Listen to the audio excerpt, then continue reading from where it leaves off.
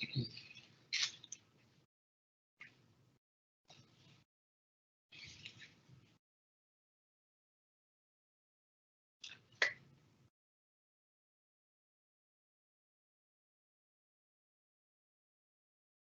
Jenkins?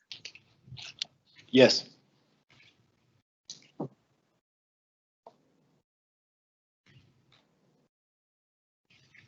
Good afternoon. I am Anthony Jenkins, president of Coppin State University, and welcome to the Minds on Justice Town Hall discussion hosted by Coppin State. You know, for those who are unfamiliar with Coppin State University, this is our 120th year since we were founded in 1900. You know, we have a rich storied history, and we are a metropolitan comprehensive university nestled in the beautiful city of Baltimore. Our nationally ranked academic programs, renowned faculty, groundbreaking research, our dedicated staff, and our championship D1 athletics, well, they not only make us an exciting place to learn, but also a leader in higher education. You know, today we're coming because we want to talk about an important issue. Like many of you, when I witnessed the video of Mr. George Floyd's death, I was saddened and disheartened. I could not believe what I was witnessing and understood that there was no explanation that could explain the action or the inaction that we witnessed that day. As president of a leading university of higher education, I felt it was important for me to provide us a platform to foster dialogue and to discuss how we could bring change to our community. Therefore, we are hosting this town hall with the intent of helping our community heal, unite, and to develop pathways forward of looking at how we can change systemic racism.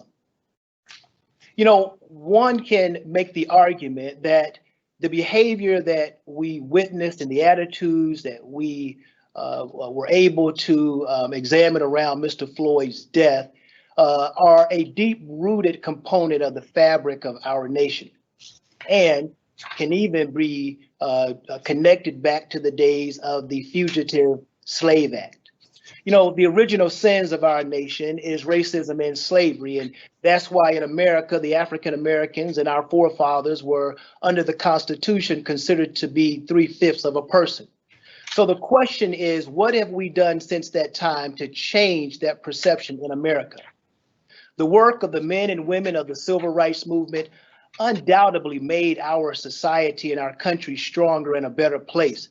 Their sacrifices made America a place where we as African Americans were less likely to be treated as second-class citizens under the law. And while we have made significant progress across many sectors of our society, if there is one place in our nation where we need to continue to have profound leaps forward, it's in our criminal justice system. And a few years ago, we watched our leaders come together, guided by a moral compass that helped make criminal justice history. We saw criminal justice reform occur in this country, and that was a great start. But there's still much more to be accomplished in that arena. And so that change, it occurred because Americans and people wanted to see that system change. We demanded better. It is that same energy and the same energizing movement that we are seeing right now across this country and across the world that we are going to continue to use and leverage to break down systemic racism across America. I am of the opinion there is no problem we cannot change across this city, across this state, and across this nation. We have the emotional intelligence and the intellectual strength to break down whatever barriers impact our society and the ills that have hampered humanity. Today, I am glad that our audience is joining us for this important discussion, and the thought-provoking questions that you have submitted will guide us along our time together this afternoon. But I also want to make note that I'm joined by a very distinguished group of panelists. They'll be introduced shortly. But first, let me introduce our dynamic moderator. White House correspondent, analyst, author, those are just some of the many hats that April Ryan has worn over the years. She brings a unique urban perspective to the news. She is the only female covering urban issues from the White House, and she's been doing that since the Clinton administration. Ms. Ryan serves on the board of the prestigious White House Correspondents Association and is one of only 3 African Americans to do so over the 100-year association's history. She is also a member of the National Press Club. She is a Baltimore native and a graduate of Morgan State University. And while we won't hold that against her, she brings a lot to the table. She is a mentor. She helps upcoming journalists. She is well respected across her field. And so I am delighted that Ms. Ryan has lent her talent with us tonight and that she is going to lead us and moderate us into a substantive conversation. Ladies and gentlemen, please, April Ryan. President Jenkins, thank you so much for those kind words. And yes, I'm a Morgan State University graduate, but you know there's nothing but HBCU love right here. I do love Coppin as well. We are all in this together, particularly at this moment. And I thank you so much for your kind words and having me today, sir. Today is an important moment in history. There's no better institution to give us this moment, to talk about this, to have a dialogue on this moment in history than Coppin State. And the reason why I say that is because Coppin is situated not far from where Freddie Gray was taken into custody, West Baltimore, West Baltimore. As the nation is rising up, we've been there. As the nation is going through growing pains and trying to figure this moment out, we've been there. At this moment, we are still outraged over what happened to Freddie Gray, but we are also peacefully protesting. We're peacefully protesting a situation that is not just today. It wasn't just last year. It wasn't just 5 years or 6 years ago. This has been going on for a long time in this nation. And if you really want to find out the history, let's go back 401 years to the beginning of when Black people were brought to this nation in chains. Sheriffing of slaves. So this has been a perpetual problem that we are trying to get a handle on. And it's an honor once again to be with you today for Coppin State's virtual town hall, Minds on Justice, a conversation on the state of Black community and where we go from here. And I want to introduce our powerful guests who will talk about policing and humanity in this moment. We want to start with Police Commissioner Michael Harrison. Before coming to Baltimore City, Commissioner Harrison served the New Orleans Police Department for nearly 3 years, joining the NOPD in 1991. He was appointed by the superintendent in 2014 and led the department for over 4 years. He currently serves as the vice president of the Police Executive Research Forum Board of Directors and is a member of the National Organization of Black Law Enforcement Executives. Welcome, Police Commissioner. Next, our next panelist, Dr. Jacqueline Rhoden-Trader, currently serves as the chair and associate professor of the Criminal Justice Department at Coppin State University.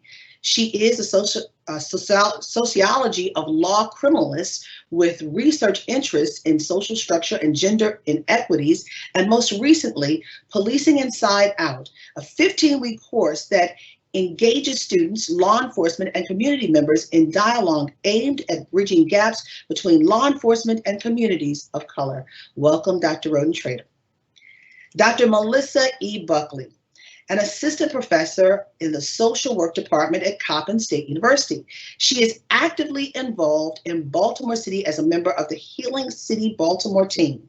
Her area of research is related to the impact of fatherlessness of Black women, and she is a member of the Black Female Fatherhood Scholars Network. She is a charter member of the Greater Toronto Area Alumni Chapter of Delta Sigma Theta Sorority Incorporated, my soror. She has a passion for social work advocacy and for uplifting the Black community through justice. Thank you. Welcome, Dr. Buckley.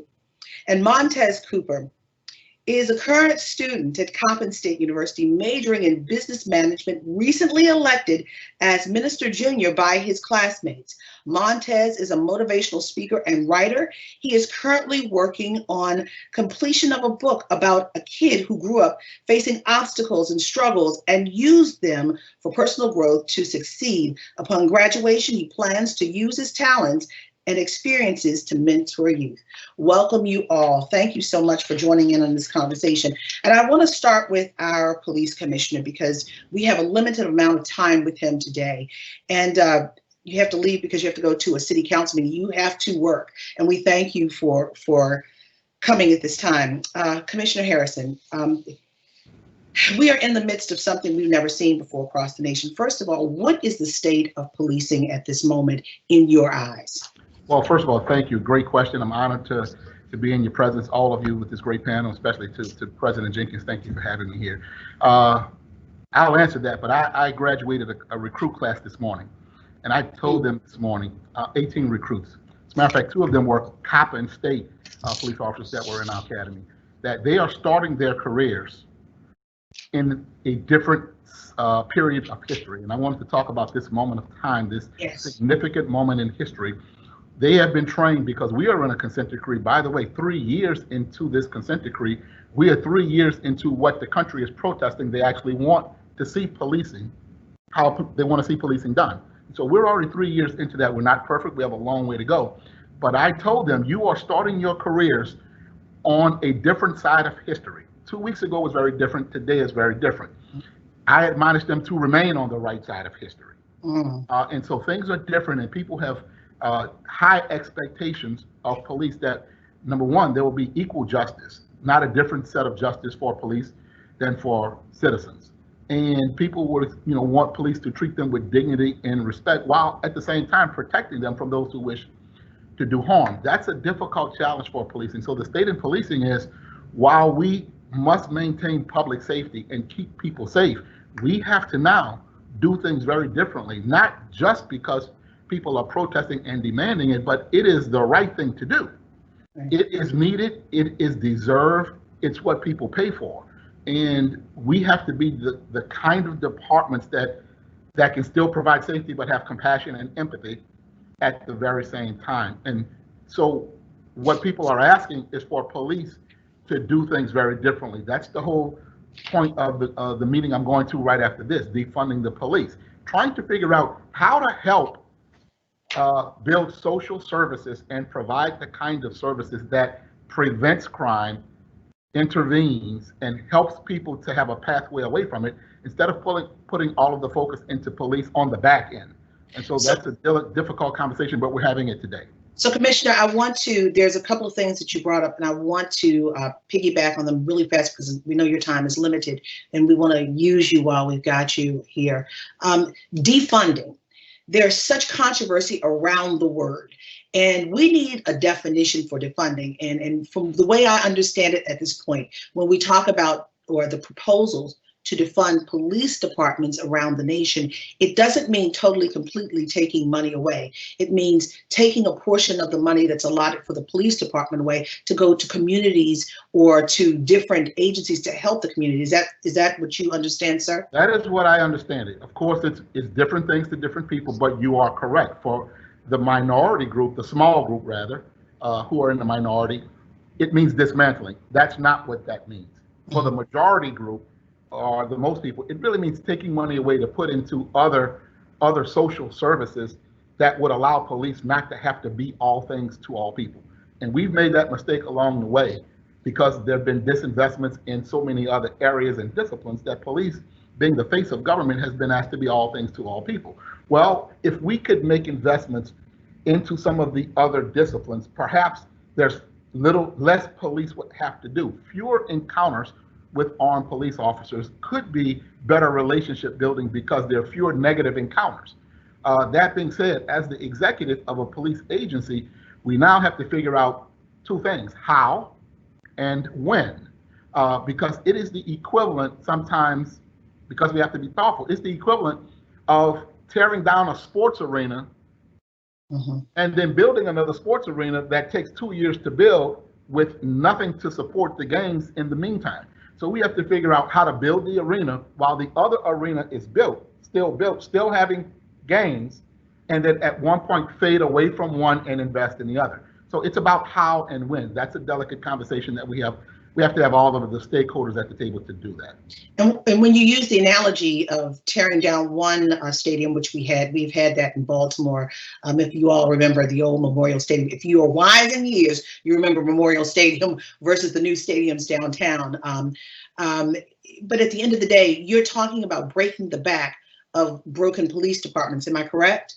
We're talking about taking not necessarily broken police departments. It actually could be police departments that function very well. It is about taking some funding and perhaps minimizing all of the tasks we are asked to perform and reinvesting some of that money into other social services or other disciplines so that there are preventive measures that would allow us to have less work to do and really focus it more on what police are really supposed to focus on. Building relationships, repairing relationships, being in the community, being highly visible, being highly engaged, and enforcing when we have to. Yeah. So I'm a kid who grew up in Baltimore. I remember community policing. I remember officer friendly. But what are some of the alternative policing programs that are out there? And what are you looking at for Baltimore? So certainly there are programs that put police with youth so we can better understand our youth. That's a major component of our consent decree, to make sure we retrain our officers on how to appropriately engage with the youth of our city, and how to deliver police services that are fair and equitable, and how to have programmatic solutions to crime reduction that are fair and equitable, that deal with prevention and intervention and reentry and rehabilitation and all of those things. And while we're not experts in each one of those disciplines, we can participate in programmatic solutions that help us not have to respond to mental illness to the extent that we can find the appropriate people to respond to it. To not have to respond to many addiction type calls to the extent that we can find the appropriate experts to respond to it. I think that is at the core of what defund the police really means and what people are really asking, although they don't always know how to say it. Thanks for that explanation, because so many people are so confused about this issue of defunding.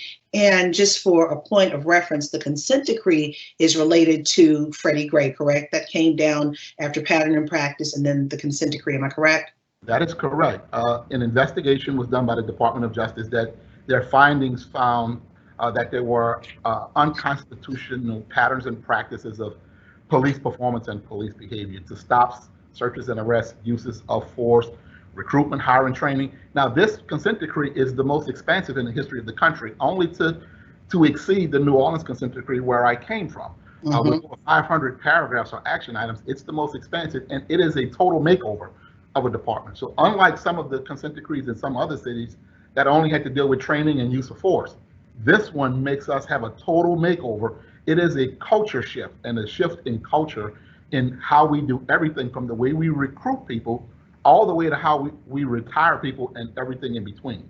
And so this is a major, major shift. We're 3 years into it. We have a long way to go, but we're now getting calls from departments around the country. I have been asked to be on a panel from the U.S. Conference of Mayors, with 3 mayors and 2 other police chiefs, and this is the working group that will be making recommendations to the country about what we think policing should look like going forward. So, Dr. Rhoden-Trader, thank you, Commissioner. Dr. Rhoden-Trader, you are talking on a national scope as well as dealing locally. What do you really believe is the model that policing, particularly in these densely populated, Black populated communities, what is the model that you think should be used in policing in the midst of this moment and beyond? Well, I totally concur with the Commissioner that there's value added for community policing. And yes, having read some of the documents for the consent decree, they are moving in the direction of incorporating community input in training. I just read the other day a report that called for community partners who work with law enforcement officers to do 1-day or 8-hour trainings, a total of about 36, to engage the community in understanding for the law enforcement officers, what are their needs? How do they perceive the law enforcement officers? And for the community to also understand what is the charge of the law enforcement? How do you engage with them? So I believe that is the model, that is the paradigm shift that is actually needed for us to have a cultural change in Baltimore, and not just Baltimore, but New Orleans or Detroit or any urban enclave. So at the end of the day, we've got Baltimore, we've got Ferguson. Ferguson, we saw militarization. We saw tanks and tear gas in Ferguson. And there was an effort to demilitarize cities with these kind of issues, this unrest. We saw Barack Obama, then president, offer the 21st century policing effort. Now the Congressional Black Caucus, if you can see this that I'm holding up, they have the Justice and Policing Act of 2020. They're calling for an end to racial and religious profiling. They're talking about saving lives by banning chokeholds and no-knock warrants. And these are the issues that we've seen with Breonna Taylor, the no-knock warrant, the chokeholds with Eric Garner, as well as with George Floyd. Limit military equipment on American streets and require body cameras, hold police accountable in court, investigate police misconduct, empower our communities to regain public safety in an equitable and just way. And then what we're hearing from the Republican side, they don't ban anything. Body cameras, they're saying they have no money for, but they're saying you can. It's really thin on the Republican side. Dr. Rhoden-Trader, what do you feel is just if they try to marry these two sides, the Republican side and the Democratic side? Well, prevention absolutely is worth a pound of cure.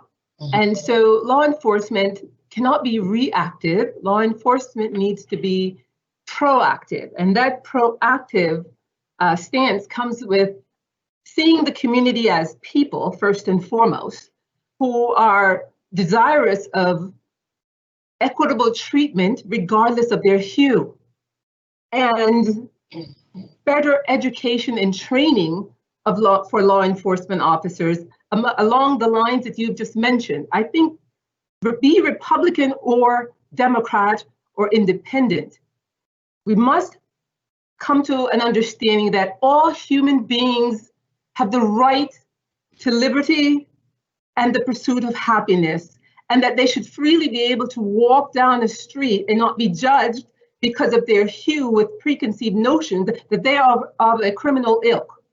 And so the criminality, yes, there's a biological predisposition for some, but then when you think about the masses and when you throw all Black people and Black males in particular, and you criminalize them, the populace tends to go with that label that has been placed on them. And as a result of that, the way that law enforcement interacts with them is that they don't see a human being, they actually see a criminal, and that is problematic. So the Republicans, we need to help them to see the humanity in all of us and the dignity of one America rather than a divided America.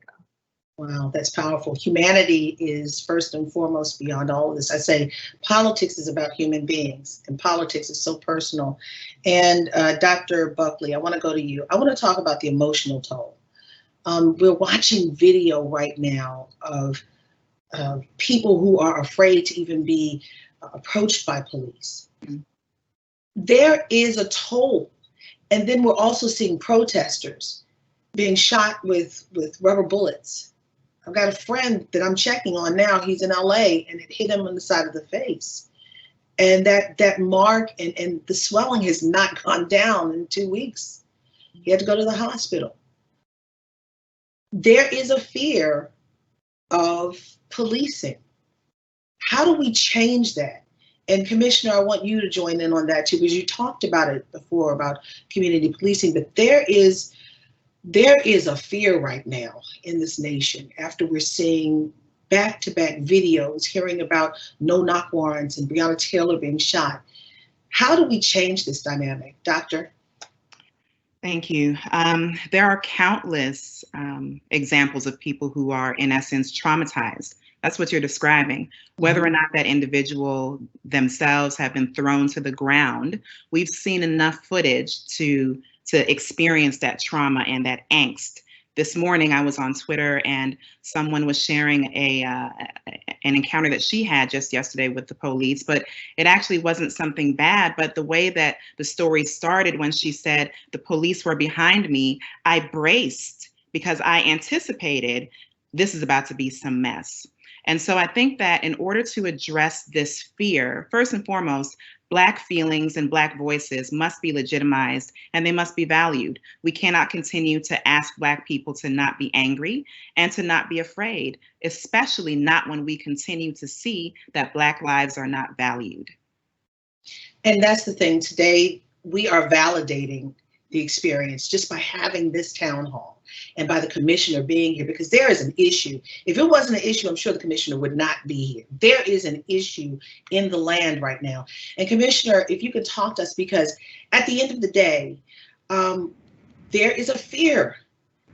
Even though you see people gathering and standing in the police officers' faces peacefully, there is a fear. It doesn't help when you see a president have the National Guard tear gas people and push them away forcibly when they're peaceful.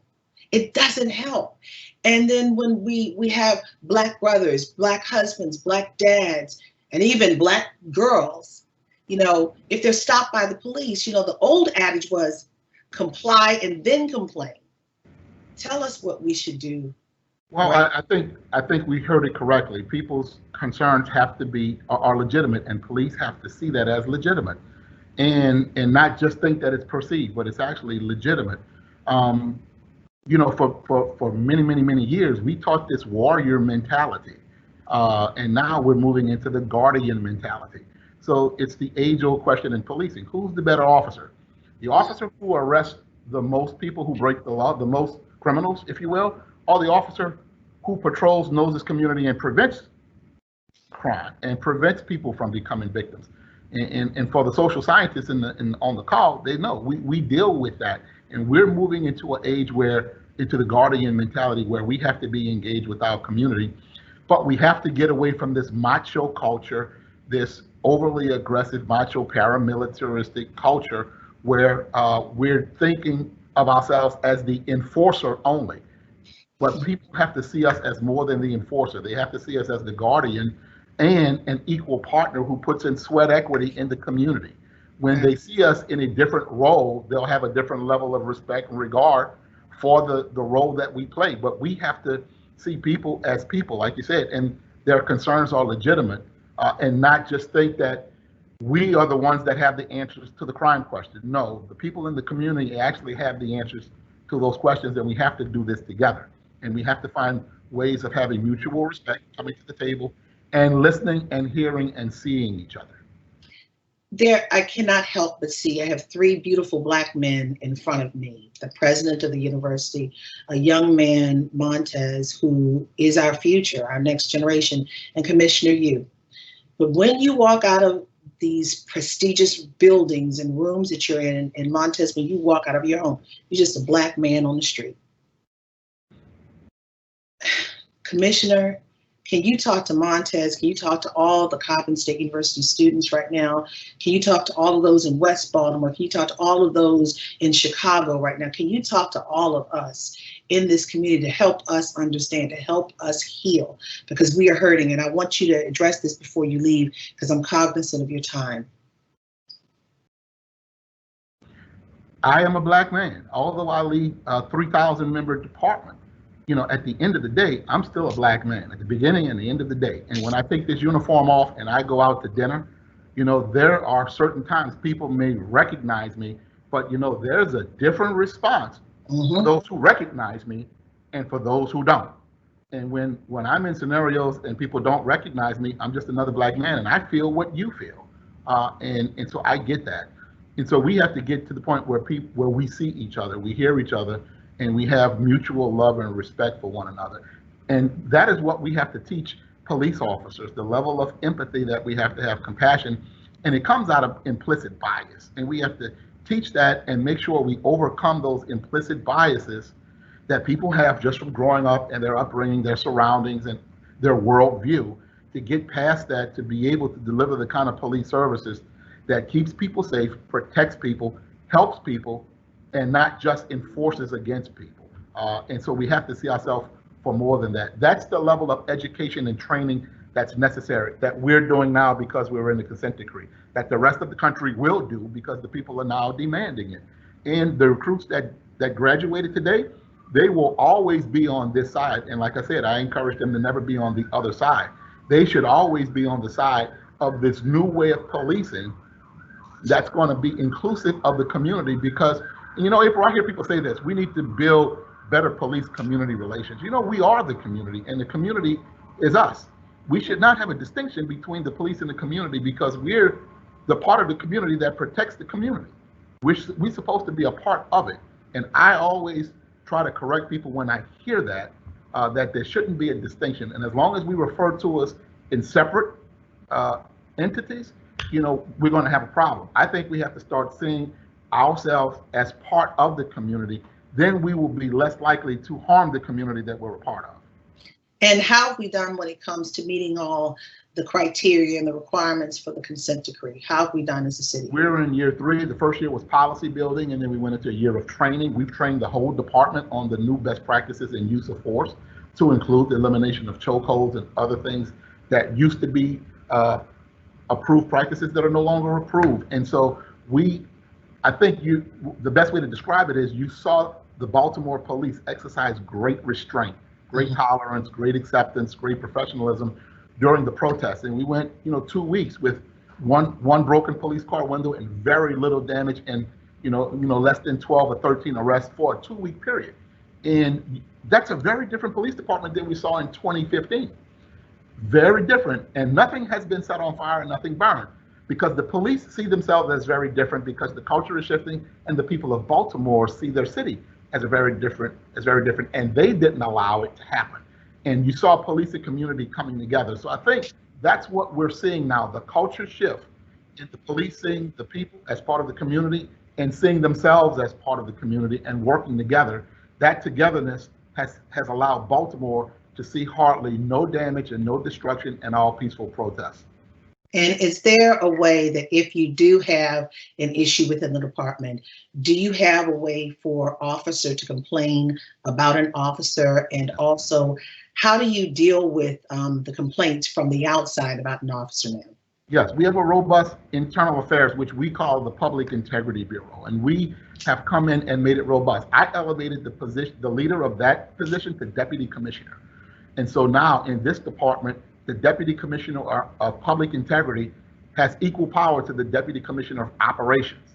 And so no one can say one thing is more important than another. And so we get complaints in all the time. They have to be investigated in a timely manner. There's oversight from a monitoring team, a federal judge, and the Department of Justice.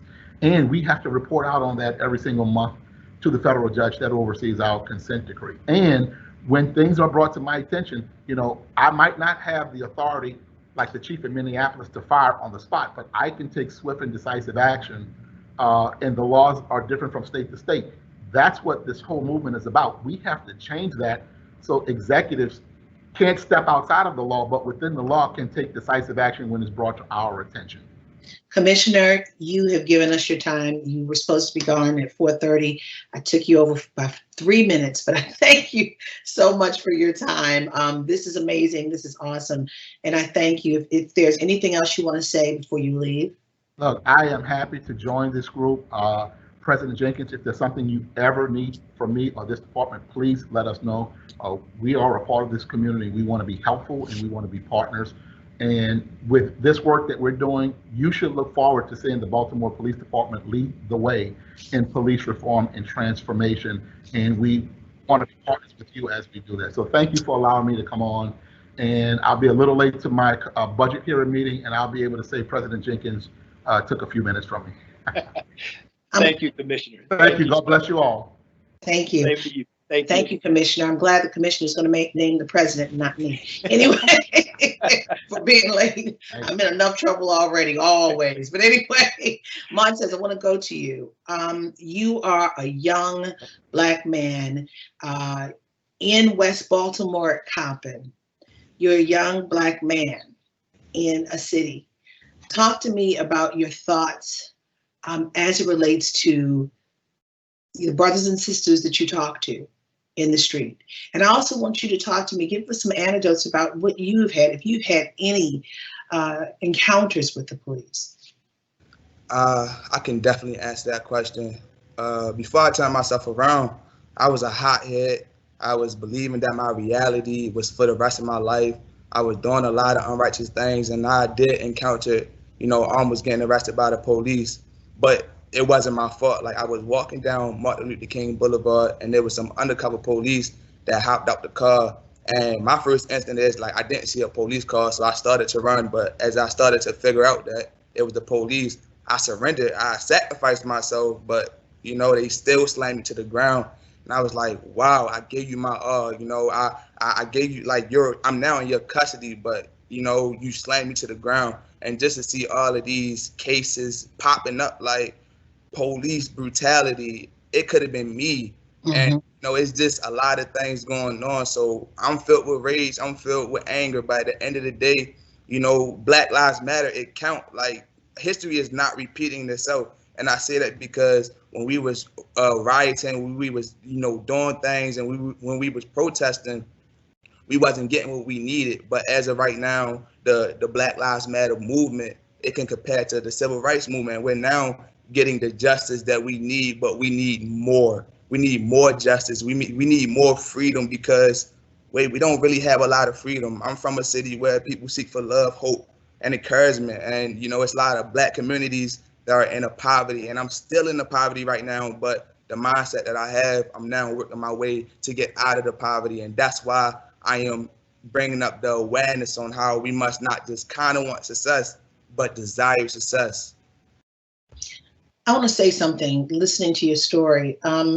You said we're the new civil rights movement. No, you are the next phase, the next generation of the civil rights movement. Because exactly what you did, protesting is part of that, making your voice heard, you're strategizing. And then the next piece is leverage, how to get what you want. And that's the question, before a couple of years ago, I think they got the attention and they just never went back to the table leveraging as much as they're trying to leverage now. Right. So it was, you get the people coming together, the organization and the strategy, but there's another piece that needs to be there, leverage. And two, you said something so poignant.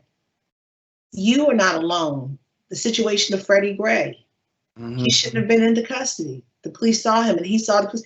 Exactly what we talked about with Dr. Buckley. The mentality when you see the police, oh my God, they're coming after me. And he should not have been arrested. He should not have been put in that police car for any reason. And Dr. Buckley, I want to go back to that. You heard Montaze talk about this. Is this a pervasive problem, particularly at Coppin in West Baltimore? Because this is not far from where Freddie Gray was picked up. And to hear Montaze, it sounds eerily familiar.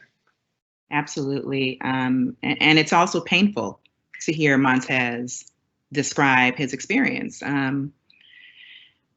It's far too common, as I said earlier, we're seeing this replay itself over and over again with no real relief. And so each time, even if we don't see it play out on the screen, each time we hear a young Black man or a young Black woman share their experience, it sends us reeling. We're back at the starting point. We are reliving that initial rage because we're not yet at the point where we are seeing justice. So, Dr. Buckley, you say we're at the point we're not seeing justice, but I'm going to go to Dr. Rhoden-Trader on this. Do you believe that diversity training would help us see the justice that Montaze and Dr. Buckley are talking about? Absolutely. Perception is 90% of people's facts. And so if I'm perceived as enemy number one, then the law enforcement or an elderly woman walking on the sidewalk and see my Black son coming towards her, you're probably going to move to the other side for fear because of that perception being 90% of your fact. We have to understand that we're all different rather than having this implicit bias through our categorization of people of a particular hue or grouping, Black people in particular, as enemy number one. We are looking to have happiness. We're looking, I'm an immigrant to the United States. I came to America to seek a better opportunity, no different than those immigrants that came on the Mayflower, that went to Ellis Island. I came here to contribute to America, not to take away from America. And I've got an American Black son now, who I am telling, the commissioner just talked about, well, no, Ms. Ryan, you mentioned comply and complain, and don't comply and then complain. I am guilty of telling my 15-year-old, almost 16-year-old, you need to have an identification on you. If they stop you, just put your hands up, live to fight another day. How many other persons of other racial and ethnic groups are telling their young sons that? And I'm guilty of actually creating an angst for him that he will then develop a complex rather than living the life I lived in my formative years. And so diversity training, all Black people are not the same either. All white people are not the same. Diversity training is an integral part of transforming the police. Dr. Rhoden-Trader, you are powerful. Dr. Buckley was giving you high fives and shaking her head the whole time. I mean, because we can relate. But you said something, you're creating an angst in him. I don't believe you're creating an angst in him. You are giving him the pathway to survival in this country. Well, maybe the angst is me. Perhaps I'm creating the angst for me because I don't think it is right. I didn't grow up that way, and I didn't teach my daughter that. And that's the very interesting. I raised two children, a female and a male, but I find that I'm anxious. He wants to get a learner's permit.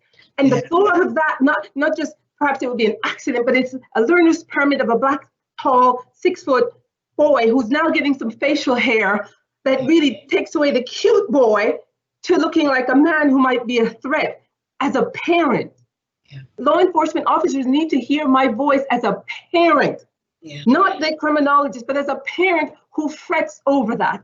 And it's wrong that I have to fret over that. Yes, we know that things will go wrong. There are people who, no matter what you do, they will violate laws, etc. But as a society, I should not be living in a society where the color of my skin dictates how I will be treated or how I am perceived. And that is problematic. And law enforcement, because of its history, as a part of, the rounding up slaves, that's been documented. That's how it came about in the United States. The culture, it is a stain of slavery, and it is a stain of law enforcement that's ingrained in the social fabric of the United States that spills out into education, it spills out into housing, Baltimore's redlining, and all those kinds of things, where Black people or people of color, the United States do not value them.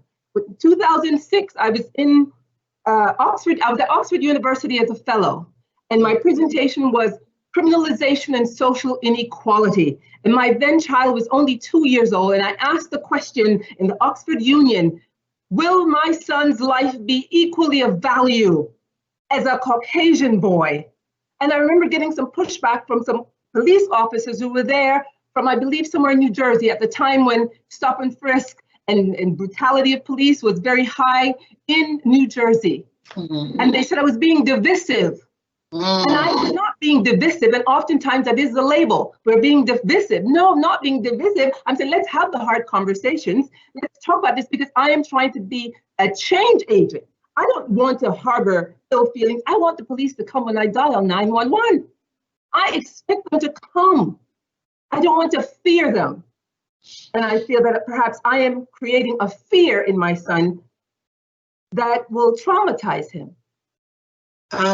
First of all, I want to thank you for your heart, because a lot of people are not as brave to just give their personal examples, their anecdotes. And this is a real issue. This is something that we have to deal with. And I'm going to say this as a Black mother. I wrote a book after the Freddie Gray riots to try to teach my children about this racism thing, because they didn't understand. It felt like the world was coming to an end. I'm at the White House and I'm seeing everything happening here in Baltimore, and I had to run home to go get my children from school, and I stayed with them and I had to talk to them. And, we've heard, keep your hands, if the police stop you, where they can be seen, no sudden movements. As a child, I'm 52, as a child, my parents used to tell me, do not put your hands in your pockets in a store because you'll be perceived as someone who's stolen something. So it's unfortunate, and I'm with you. I don't have a son, but I have 2 daughters, and my daughter is driving, and I'm concerned. But we have to lay this down. And Montaze, what are you feeling about this? What are you feeling about hearing the wisdom of people who are old enough to be your mother talk about what we have to tell our children and those young Black boys and Black girls, not only in Baltimore, but throughout the nation, to keep them safe as we can? I would say, I go by the phrase, in order to know the future, then you must know the past.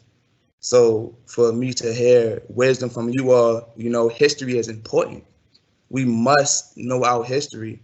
So I was just doing my research, and I knew about Black Wall Street, but now I know more of it. And Black Wall Street was burned down because someone was accused of raping someone. And then when they fought for their, like the justice of how it was supposed to, get handled and situated, we wasn't given the justice. So for my Gen Z and millennials, just inspiring them on the history, because that's where it started. Our ancestors has fought for our freedom and their freedom in their era, but now we must fight for our freedom and the future generations' freedom. And in order to do that, then we must become educated.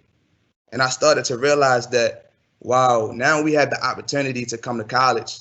We have the opportunity to have financial aid, go to college for free, get an education to make a better nation. It's not a lot of Black people that are a part of politics, and I believe that it should be more. And to push that out, people need to be educated. Black people need to be educated on what's going on right now, so that they can feel motivated and inspired to go after what they plan to go after in life, so that their kids won't go through what they're going through right now. I'm 19 right now, and I be just thinking like, wow, I would not want my son to go through something like this. I would not want my son to experience someone else dying in the streets. And when I think about it, I plan to have, son or daughter. When I think about it, my kids are vulnerable to the United States. I don't want them to feel like an outsider to the United States. And that's why, having you all and having the wisdom that y'all have and giving it back to us, we now can come up with a strategic plan so that this won't continue to happen to us as Black people. Dr. Buckley, there is such raw emotion here. For a time such as this, where do we go? Because we can talk until we are blue in the face, all of us. And I want to shift kind of to solutions, because we've got a panel here that is wise. Dr. Rhoden-Trader actually talks to Noble, a national policing organization. And I want to find out after we go to Dr. Buckley about what you are telling them in this moment, how to change the dynamic for the long term, for the short term and long term. Because a lot of times we have little Band-Aid fixes for the moment, but we need something for the long haul, because this has been going on, like you said, Dr. Rhoden-Trader, and I said, 401 years, and this is a buildup. The powder keg is going off. 401 years since the slaves came here, from policing, from sheriffs trying to keep us together on the plantation to keep making money without pay for the master. And we have been policed from that time from slavery to Jim Crow to this moment here.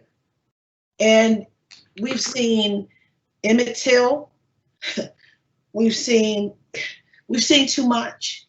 So, Dr. Buckley, this is raw, and I see you trying to contain yourself. It hurts. Yes. And you're right. I am trying. I'm sorry. No, I said, what solutions? So I do want to just validate what Dr. Rhoden-Trader said. That emotion that she just displayed, she was speaking as a mother, from her heart. And I was reflecting, when I was growing up, I didn't have storybooks about what to do if the police should apprehend you.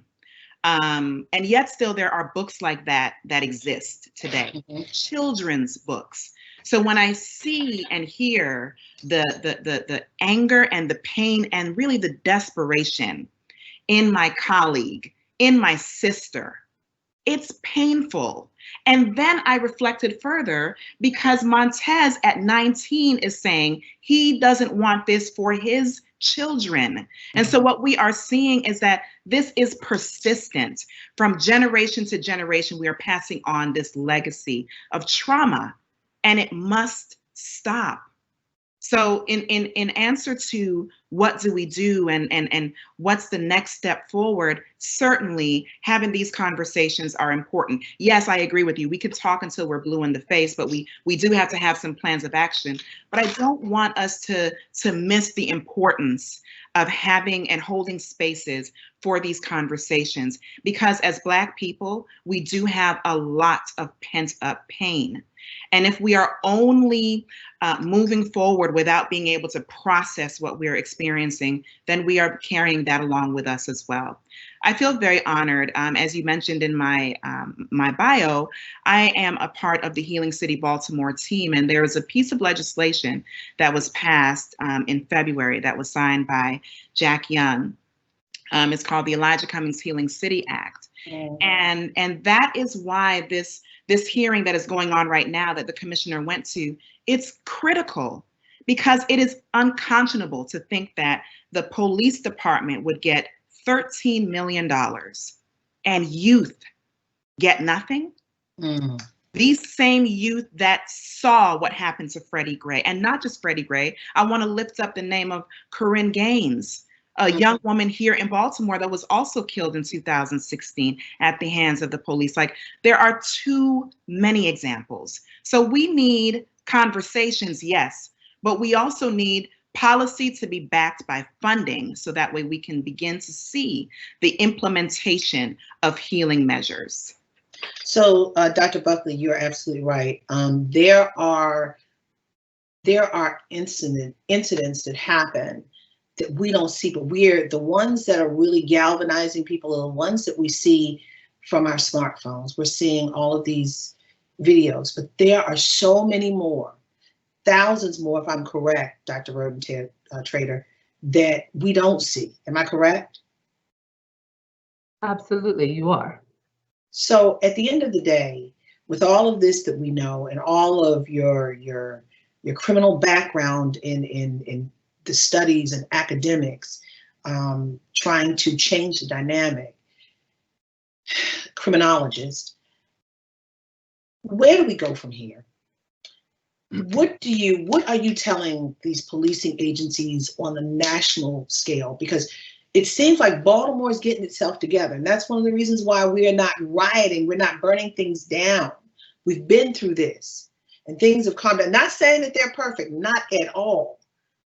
But where is the light at the end of the tunnel? Where's the hope? What are you telling these people to do to change the dynamic? All right, thank you.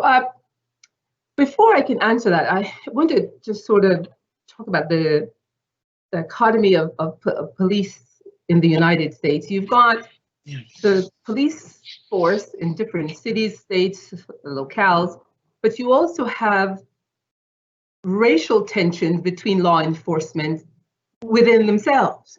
So you've got a noble national organization of Black law enforcement executives, but they are also faced with what the passion I exuded about being parents, being Black, and having to be in an organization where their concerns are not taken seriously. They are, how do they police the communities that they're in without looking as if they are part of the enemy, so to speak? That's a trauma for those people who are officers as well. So in their training, there needs to be serious discussions about these isms and schisms that exist. It cannot just be, we've got police unions. The purpose of police union is to protect police. The populace needs to understand that. It's a fraternal order of police to protect police officers. It is not to protect the citizenry. Then you've got a noble who we're saying we have joined the law enforcement community to make it better for our community. I've got a colleague who has had 20-something years as a law enforcement officer, is now teaching in our program, and he has said that reform is the wrong word. It's transformation. That is what we're looking for. We need to transform law enforcement. We need to take a close look at, when he was a police officer, Wendell France, I'll name him. When Wendell France was a police officer, Wendell France knew the community, knew the members. He went there to serve the people. You've got persons who are in our police force. No, this is not Mayberry, but it's certainly you may bury your child, not Mayberry, Hopi, and the sheriff of the day, of yesteryears. But you've got persons who may come in, and what they're saying is, I'm here because Baltimore is hot. Baltimore is a place where I get action. That needs to be broken down in the training. And I believe that Baltimore City Police is starting to do that. The young recruits cannot think this is the place to come for action because Baltimore is hot. And that's what I want to ask you about. When things happen, what happens in this situation, the code of silence? Police officers not telling on one another. And then what are you finding here and nationally? If there is an officer that has a problem, he goes back on the force. And what is the list? How long is the list of infractions that some of these police officers have and that can continue to stay on the force? Because in this George Floyd situation, a couple of them had some serious issues, and they shouldn't have even been on the force. They should have been gone. Well, what I can tell you is that the vast majority, I believe, of law enforcement, and if you just look at data in general, are good people who have signed up to serve and protect. Mm-hmm. The bad apples, action, who want the action, who themselves may also be unstable. Many studies have been done, have found that the rogue officer has had lots of mental health issues, him or her, prior to becoming an officer. But there is a national registry that, similar to, let's say, we have sex offender registry, there is a national registry for law enforcement infractions.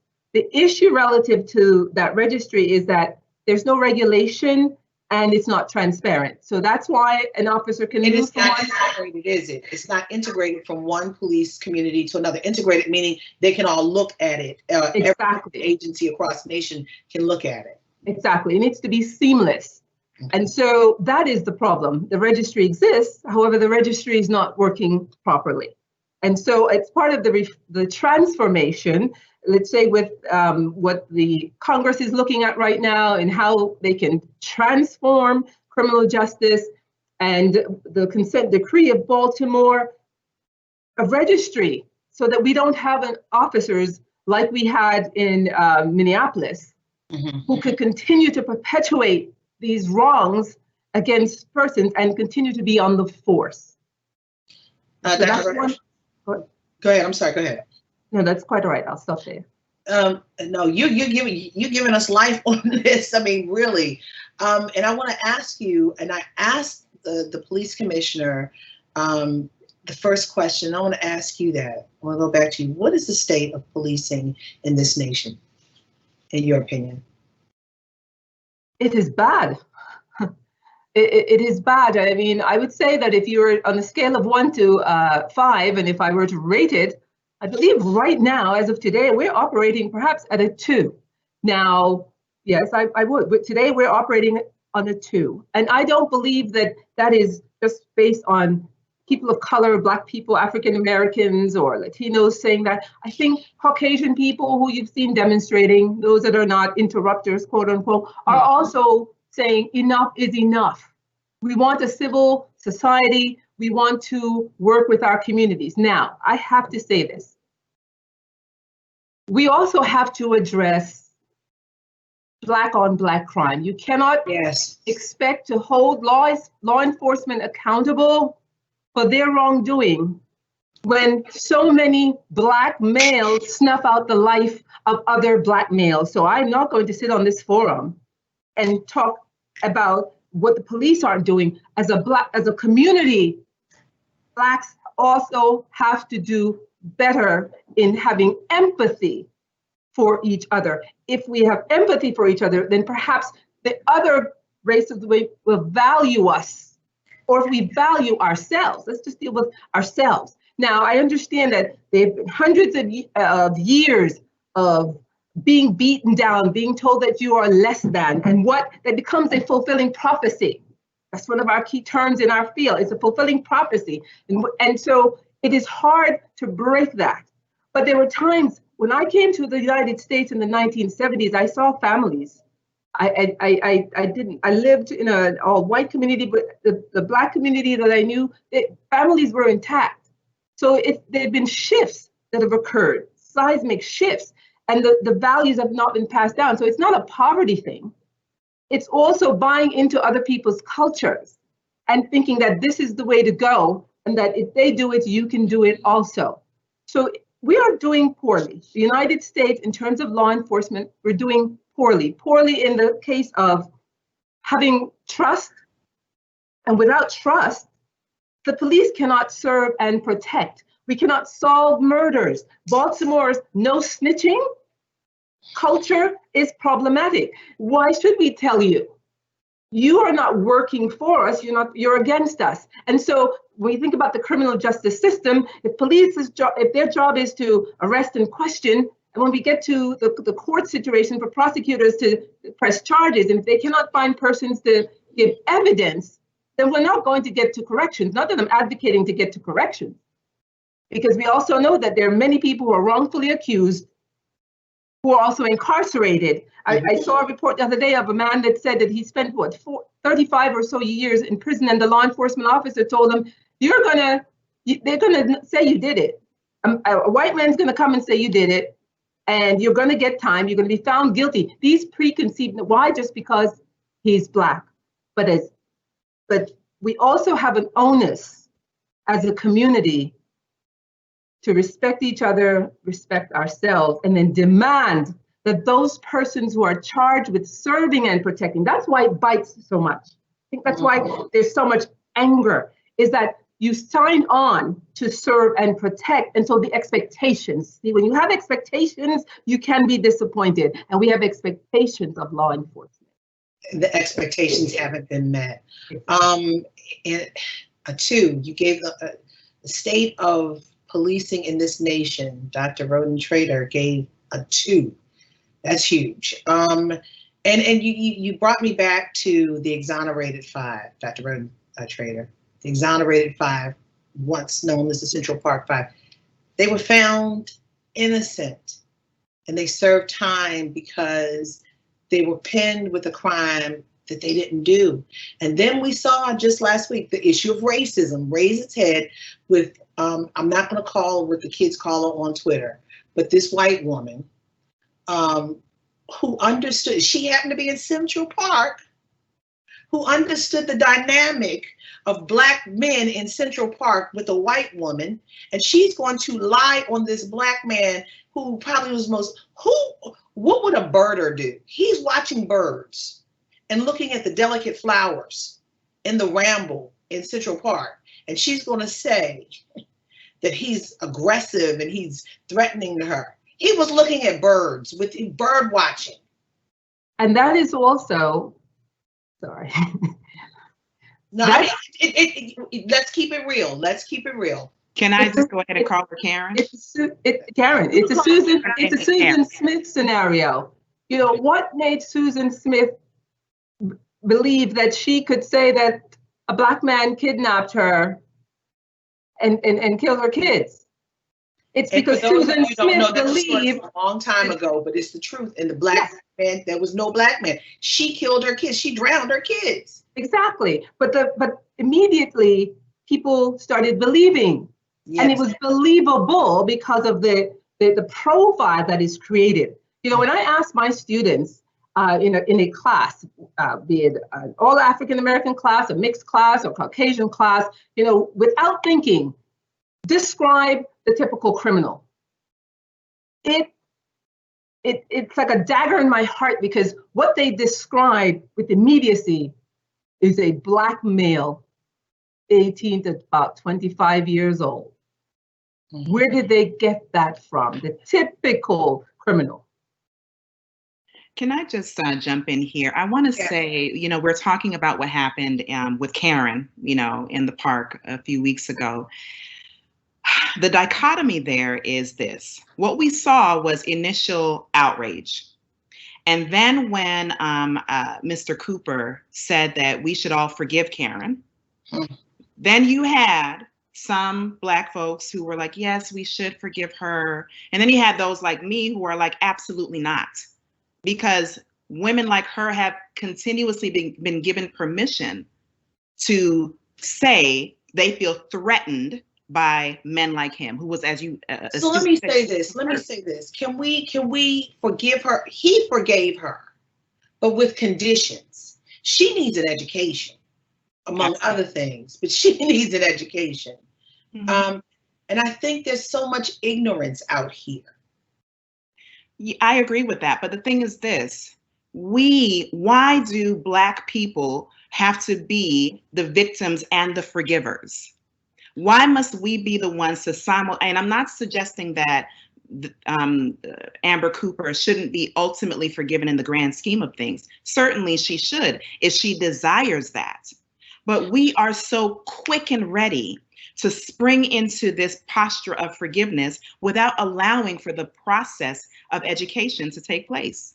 I think we say forgive because that's the way we have to survive, because we realize that we are the minority and we have to come from a posture of, okay, all is done. We hold it on the inside, you know, like Montaze, I wanted to go to you, you know, with that snitches get stitches. We got to hold it on the inside. We got to hold so much on the inside. We hold, as a community, we hold so many hurts. And I think this is why this powder keg is now in this moment. But I'm more of, let me educate you, young lady. And I want to inform. That's one of the reasons why I said I want to do this. I want to inform, and I pray that our white brothers and sisters are on this so they can understand what we go through. This is, we can talk, we all have this pain. We can talk to one another till we're blue in the face. We've been singing this song for years, even before we were born. Now it's time for us to get the buy-in from our allies, you know, to understand, and they are buying in. But when it comes, why can't we, if I educate you on this, I have to have some type of, because I don't want to be angry educating you. I want you to get the full understanding. So, Dr. Buckley, if I educate you, am I supposed to be still mad and educate you? Because I want you to walk away understanding you were wrong. Mm-hmm. I want you to feel the hurt how wrong you were. So I want you to understand this man could be dead right now. Mm-hmm. Absolutely. The thing is this, and it goes back to what I said earlier. Our feelings, Black feelings, need to be respected and validated. And I say that to say, it is okay that we are angry. We can simultaneously be angry and educate. I think it is dangerous to our stories of survival if we do not acknowledge where the anger came from. And additionally, if we don't even acknowledge that the anger exists. Montaze, you're a beautiful Black man who's trying to make it in this world. You're turning your life around, but do you realize you're still a target? On so many levels, be it policing, be it a Karen moment. Do you realize that? How do you realize that? I do realize that. And I just want to point out two, facts. I was looking up, the NAACP, and it was saying African Americans are incarcerated at more than 5 times the rates of whites. And then on top of that, how come the United States have more people incarcerated than the whole world? And it's majority Blacks. So it's like just to see all of these videos being revealed of police brutality, white on Black, homicides, like it's just adding up. And for me to understand my identity, and I'm still working my way up to the top, I'm driving around, police officer pull me over. I'm like, am I going to die? Am I going to get shot? You know, like I just don't know. But for me to be optimistic about it and for me to understand that, wow, this is what's going to happen. Like I'm already believe that I'm going to get shot because I see it through social media. I see white people killing black people on social media. And that's why we need to become educated and move together. If you want to go fast and go alone, but if you want to go far, then go together. And that's how us as a black community need to move, because we're so separated. We're not moving together. That's why it's more black on black crimes. It's so many people killing. Like we so focused on white on black crime. Let's focus on this black on black crime. Let's focus on ourselves. Let's fix ourselves. How do we expect to unite if we're not moving together? We can't fix anything if we're not fixing ourselves. You can't go nowhere in a car if the car is broken. We gotta fix ourselves, and that comes through educating. And you can only walk one to the water. It's for them to drink it. But as long as you open up your mouth and spread the knowledge, and that's why on my social media platforms, I make different inspirational videos. I can only inspire one to motivate themselves. I drop different videos. I wrote a book. So it's like, it's different things that I'm doing. And I know for a fact that it is a lot of people in my generation that is doing things that is needed so that we can manifest what needs to be manifested. It takes that burning fire to make change, that dis-ease in spirit to agitate the waters to create something new. Dr. Rhoden-Trader, I want to go to something that Montaze said. He was talking about the numbers of Black people who are incarcerated. There are two things in my opinion. One, the perception or the mindset, the automatic guilt of a Black person. The criminal justice system is not for us. They've lowered they've bridged the large gap with cocaine versus powder sentencing. It's still not 1-to-1, but white people get a lighter sentence than Black people because we're thought of as being crack carriers versus the white people who deal with powder. And then there's the profitability piece of being in prison. The profitability, it's like a hotel. You got to have somebody to bring the sheets in. You got to have somebody to bring the food in. There is a profit in prisons, correct, Dr. Rhoden-Trader? You are spot on. Called the prison industrial complexes, even privatization of them. I remember in doing my master's, that was one of the hot topics of privatization of prisons. There's a lot of money to be made in those industries, all types of professions. They have social workers, they have clinicians, psychologists, you've got housekeeping, you've got the lawyers, everybody is there. So to run the United States economy, don't get me deported. I have to remember that I have a piece of paper that says that I'm a naturalized citizen, not a born citizen. So I have to be careful.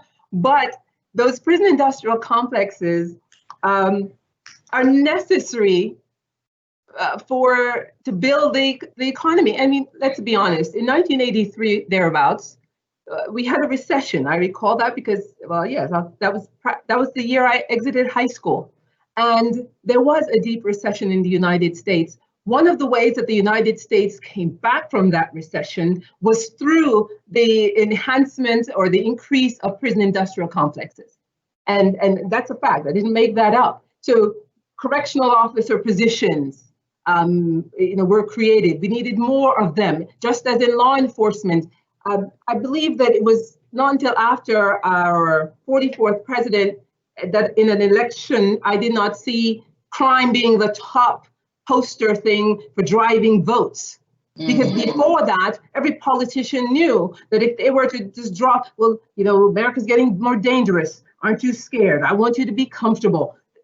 They put that in your mind. And so it was to create these industrial complexes in these states to create a market economy to build the United States. So even in slavery, if slavery is one way, prison industrial complexes are another way. And so yes, they're highly profitable, and you have to have people to put in them. In Baltimore, for example, there was a strong advocacy levied against having the juvenile justice facility built in East Baltimore. There was a call that said that we need to have a facility specifically for juveniles who are charged as adults. But the reality was that the percentage of young people who were charged as adults were so nominal that there was no need for a facility of that size. And so through a lot of advocacy and the George Soros Foundation, that there was pushback. They eventually built it, and it's now on Greenmont Avenue, and it does have young people housed because there's a federal mandate that says juveniles cannot be housed with adults, and they were being housed with adults in Jessup. But for whom were they building it? And then when you talk about the prison, school to prison pipeline, that is also the issue. A kindergartner should not be suspended. Baltimore City had a problem 4 years ago, where they're suspending kindergartners. So when you talk about disproportionate minority contact, how they're making these contacts with the criminal justice system is that other systems are helping to foster the need for these prison industrial complex, and that is problematic. And what that tells us is that this is not just a policing issue. This is a systemic problem that branches out. You know, you think about the baobab tree, a very iconic tree and African roots girded, but this baobab tree is very vast. Well, this racism, this inequality, it's vast. And so it's not just prison industrial complex, something has to feed into that. And schools also help to feed into that. And even parents who themselves have thrown their hands up and say, I don't want a parent, let me let the police do it. And so when they call on their young 13-year-old for being a pubescent child who is going to push back, then you get a contact in the juvenile justice system that likely once you're there, you are going to become an adult criminal. And so it's a problem. So, and that's interesting you brought that up, because I remember during the Obama years, then U.S. Attorney General Eric Holder and then Education Secretary Arne Duncan came up with a report talking about the numbers of minority kids who are suspended or expelled over that of mainstream children in those preschool and was it elementary school years over slight infractions. So you're right. The issue is I guess when the ball starts to rolling, it snowballs and it just doesn't stop. So what are the solutions? Montaze, I want to go to you. What are some of the solutions in your opinion? For me, I'm thinking about the Great Depression right now. So during the Great Depression, it was so many people that killed themselves because they lost all of their money. But now think about the people who had life insurance. Life insurance is key because when you die, you now have wealth. You now have money to give to the future generations. So for the white people, they had money, they had life insurance. So when they killed themselves because they didn't have money, then their kids now had generational wealth. As far as black people didn't have that. So now all I see is on social media, all I see is GoFundMe.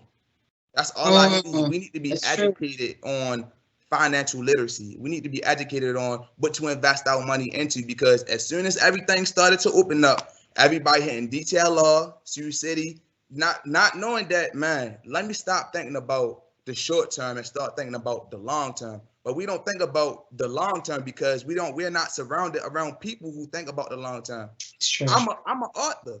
For me, my people, they don't have, I don't know anybody in my family that's an author. And that's a problem. Every single time I go to school, hey bro, I'm first generation. I'm first generation. I'm first generation. I'm first generation. My generation is the key.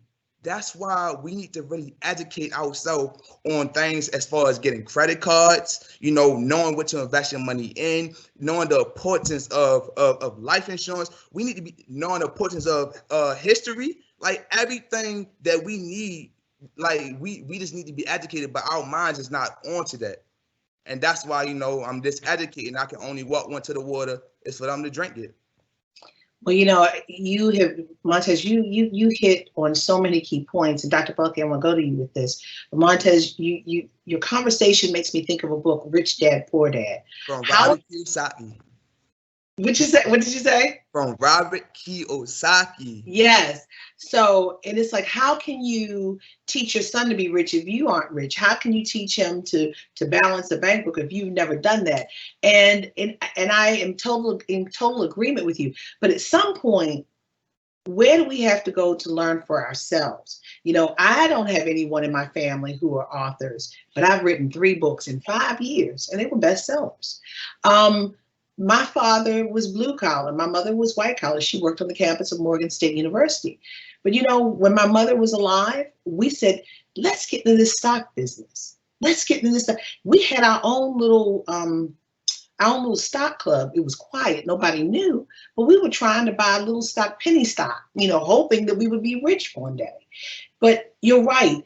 We need to find, if we don't have it in our home, we need to have the audacity, the gumption to get out there and do it, because there are societies, there are communities that are doing it. You know, Baltimore is a high renters community. Baltimore is a high renters community.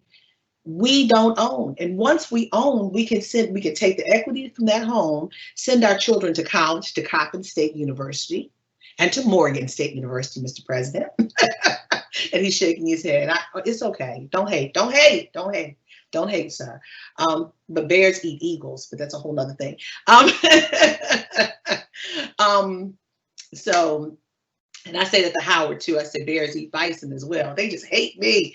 But anyway, no, but when it comes time, you know, you can use your home, Montaze. You buy a home, use it to send your child to school or to build a business. And we have to remember that we're in control of our own destiny. And a lot of communities don't want us to know this. They don't want us to know this. They want to keep us down. So Dr. Buckley, talk to me about this, because Montaze makes a very good point.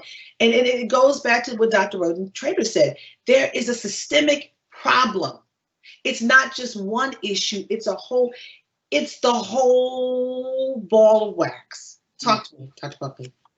Yeah, Montaze, you definitely hit the nail right on the head when you're talking about economy. There's a video that one of my dear friends shared with me this past week from Byron F. Wilson.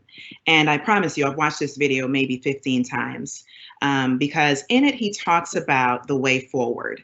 And he says that in order for change to happen, it has to be political, and it has to be economical, and it must be social. So in terms of economy, we as Black people, we must divert our Black dollars. We cannot continue to patronize institutions and organizations that really don't care about us.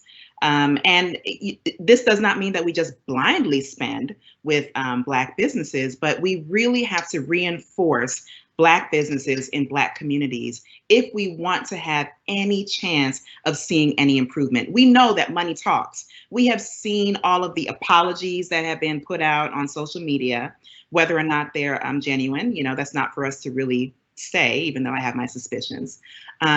We have seen the commitments from companies to, you know, change their diversity policies. As a matter of fact, I tweeted at PetSmart, for example, because I want to challenge PetSmart to partner with Tuskegee University, the only HBCU that has a veterinary college. We need to demand that Black dollars are not only accepted, but that they are respected, and that these organizations are investing into our communities.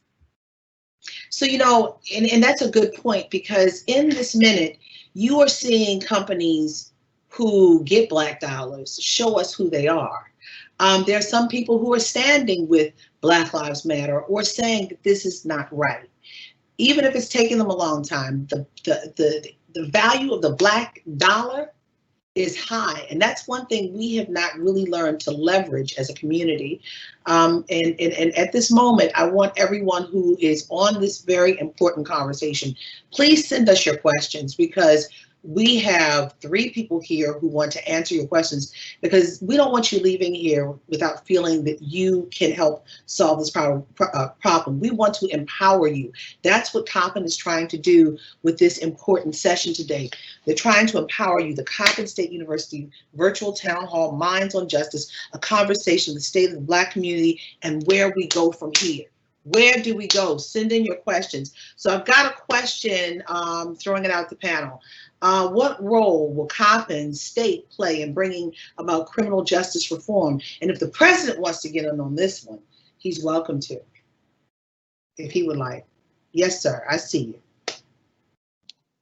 Thank you, April. And let me do this first. Let me. I would like to go to Dr. Trader as the criminal justice expert, and then I want to follow up on what she says, because there is something or some points that I want to make about what Coppin can do and what we are looking to do moving forward. Yes, sir.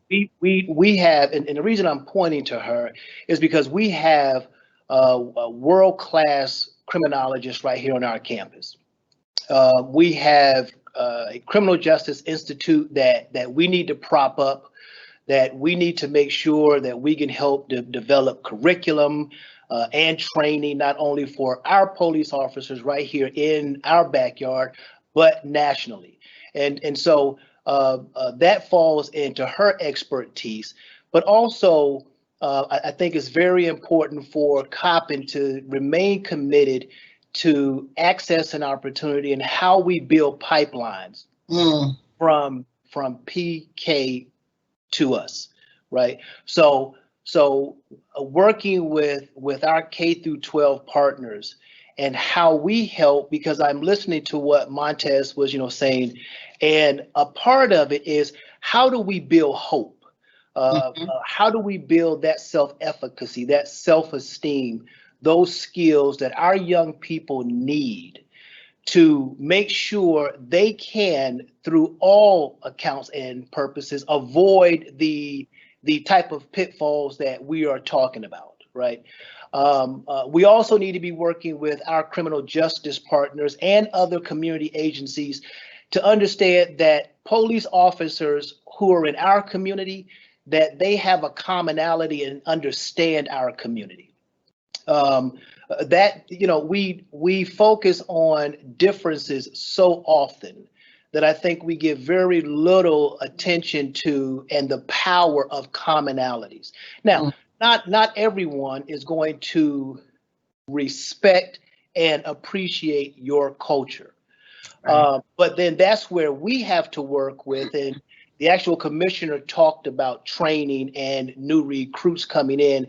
We need to be having conversations on the front end about what does that vetting process look like, right? So there is a difference between quality and quantity.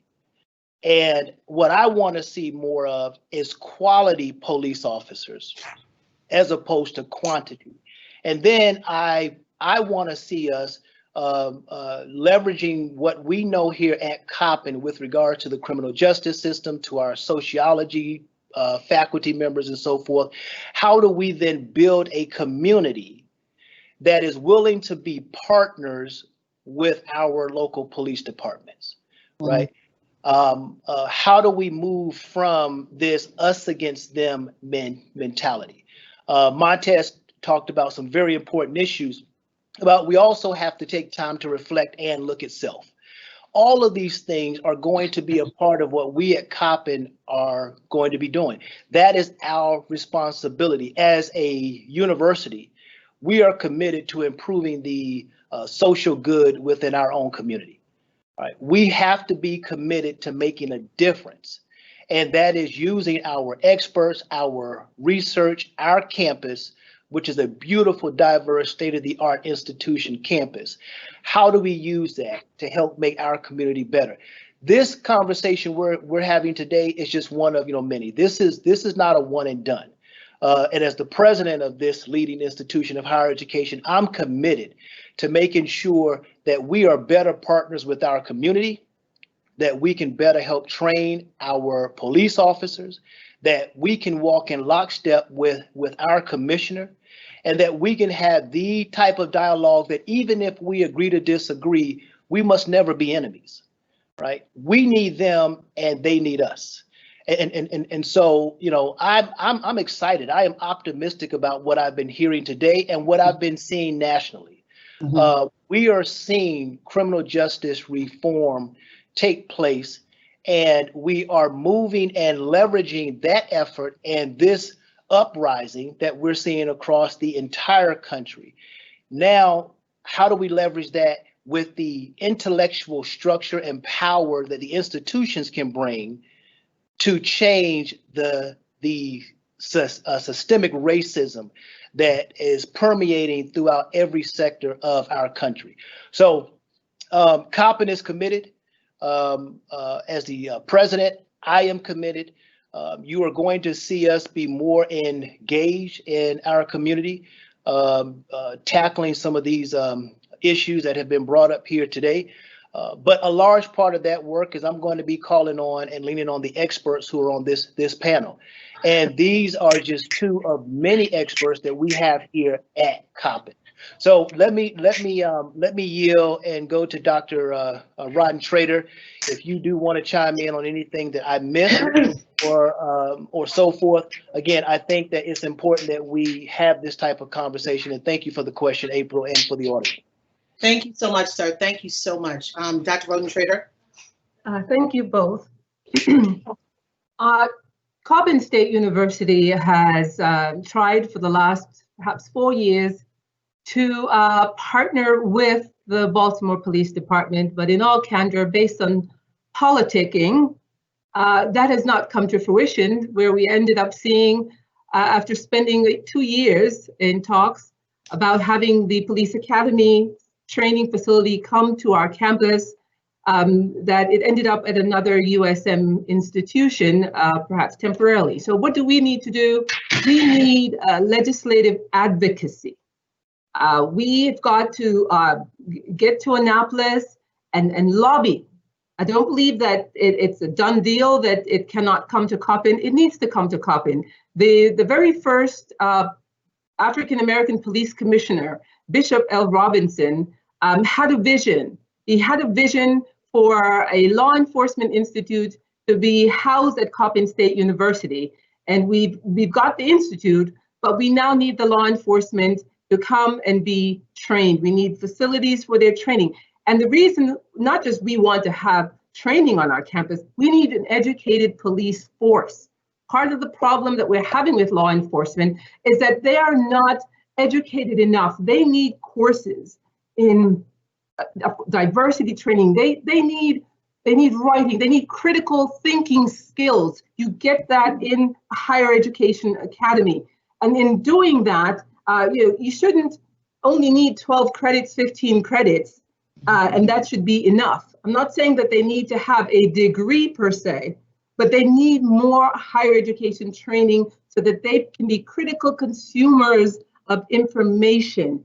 And in doing that, Coppin can engage in the community. We need to have the Rosemont, the Coppin Heights Community Development Corporation at the table. We need those persons. In my Policing Inside Out course that we're in the 3rd installment coming this fall, we have community representatives, people who may be senior citizens who felt that they did not have a voice, who come to our class and they're meeting with college students, some of whom are the typical traditional college students, some of the persons who work in that very community or going to school at night. And then we've got law enforcement officers. We need a paradigm shift to engage all of those persons at Coppin State University to then branch out and be a model of sorts. The police commissioner in our Policing Inside Out closing exercise last fall said that he wanted the BPD transformation to be the biggest comeback in police reform. And I remember saying to him, yes, I'd like to be a partner with you on that. And so I have been in talks with his training commanders and those kinds of things, trying to get them to give officers to this class.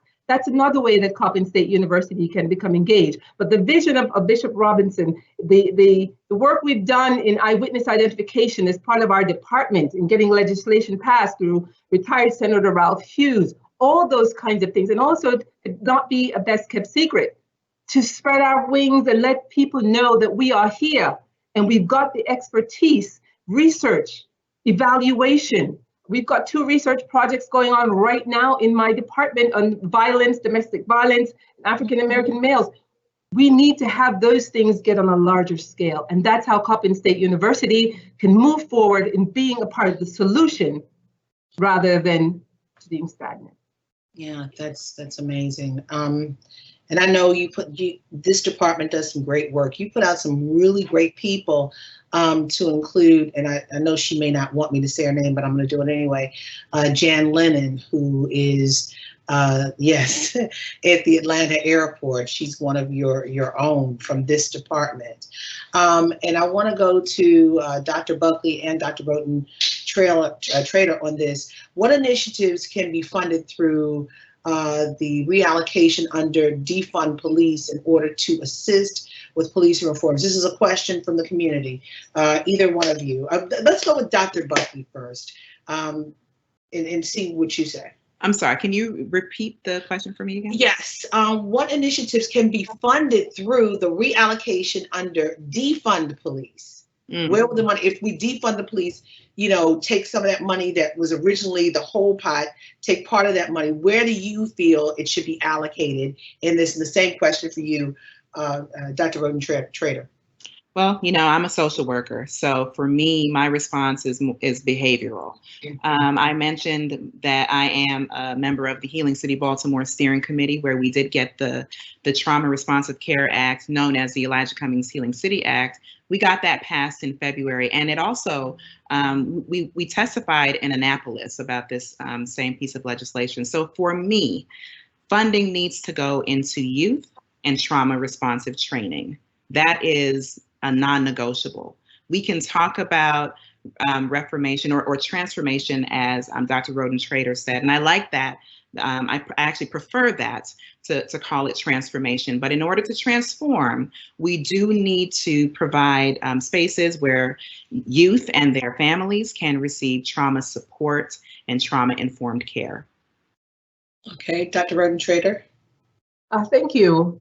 I do concur with Dr. Buckley about behavioral health needs. Allocations of funding for those areas are paramount. I also believe that young people, I'm a youth development advocate, and where do they go? Where do they go for recreation? And so, yes, I applaud Baltimore City under its current mayor for having opened up recreation centers. I believe 2 or 3 new ones were built. But for several years, rec centers were closed and the youth had absolutely nowhere to go.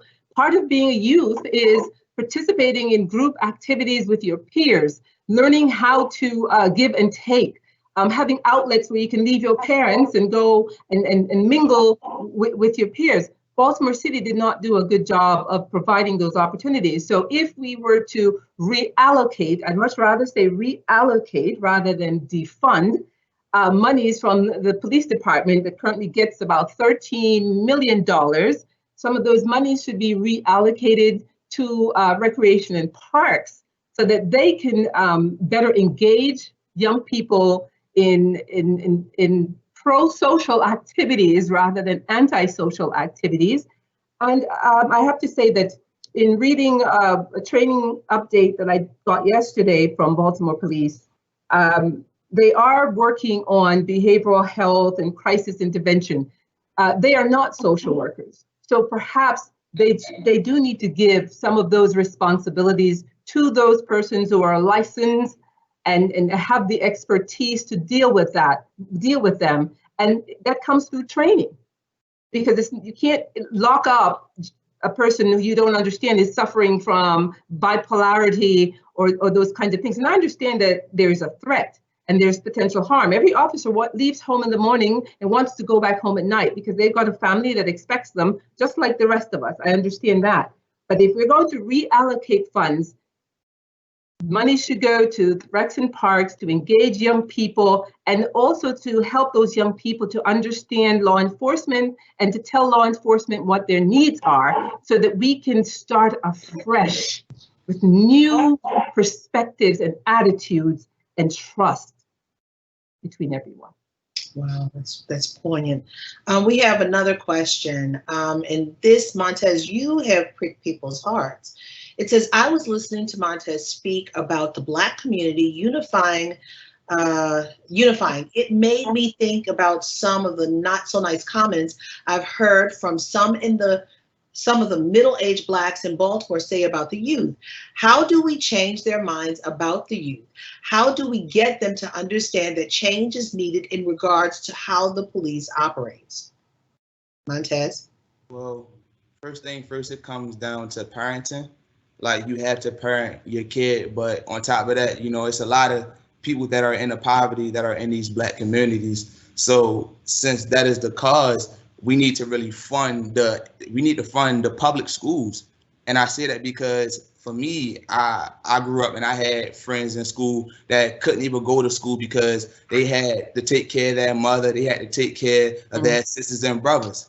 So it's like, if you set up a program, if you set up, you know, a plan, a strategic plan, so that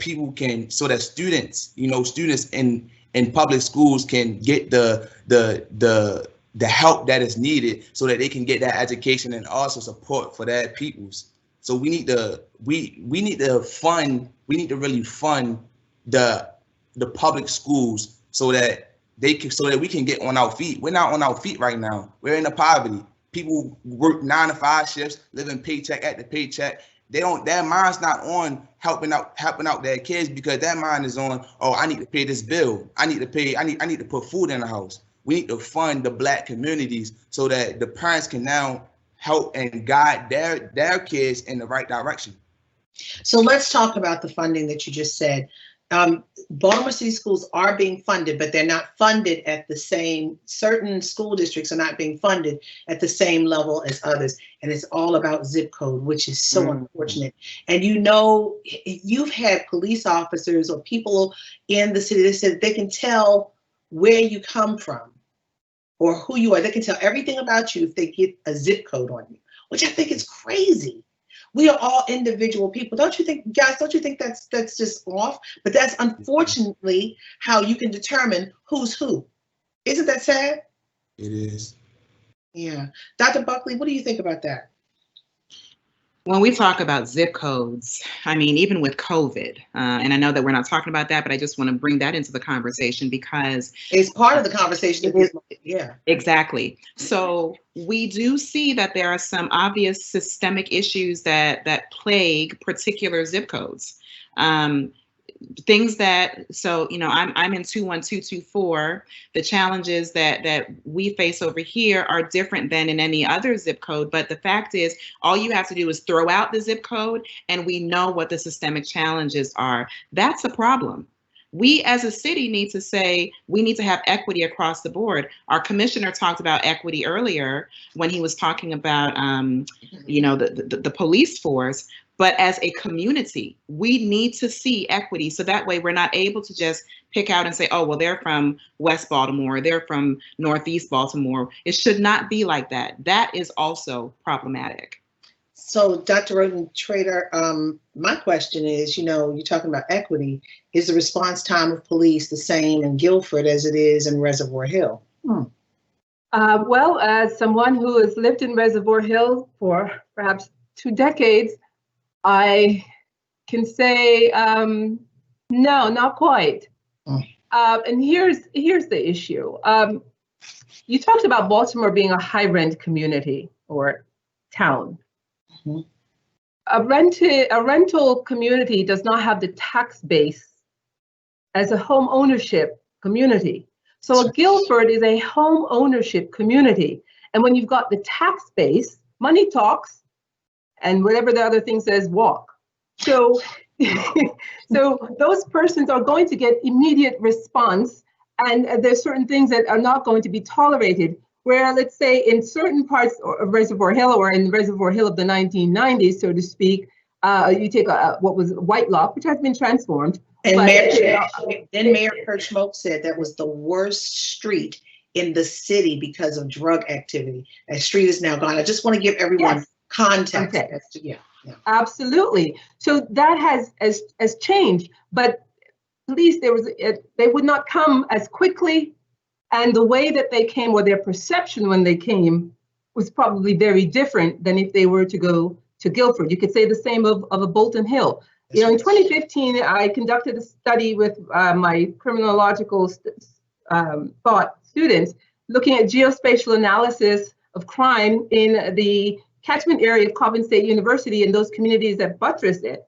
And when you do the spatial analysis, and then we actually put in the data of the persons who have died in Baltimore City, you know, we could spot where Freddie Gray's outline was.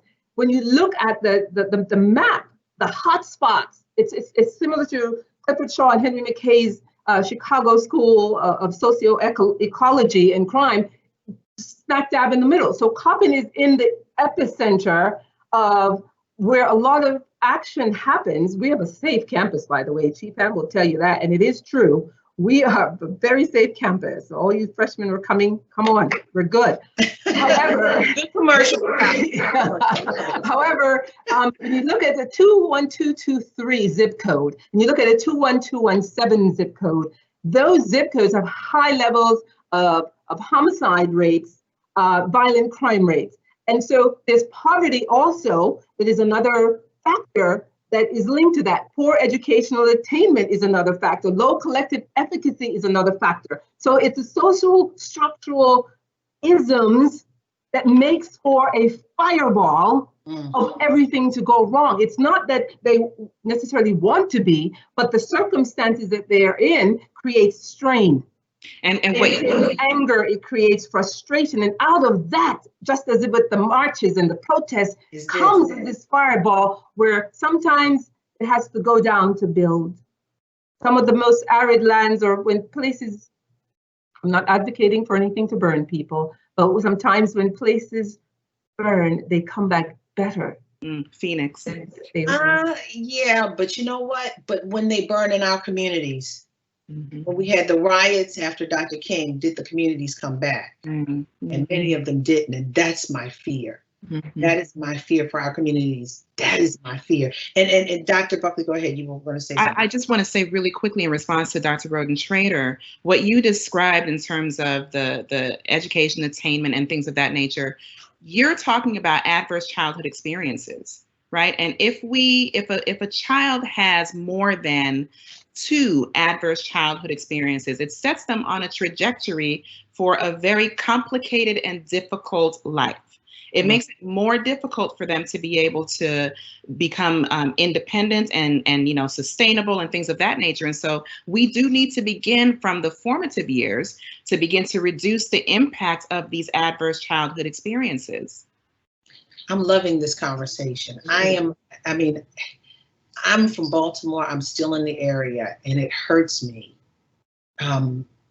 with all of this because I'm Black, like all of us here, and it hurts. I mean, we are in this pot together, and it's painful. But we have one last question, and then I'm going to ask everyone to give us a quick synopsis of solutions in your opinion, and then we're going to go to our illustrious president, President Jenkins, who I'm honored that he let a Morgan State University alum come onto this Coppin campus.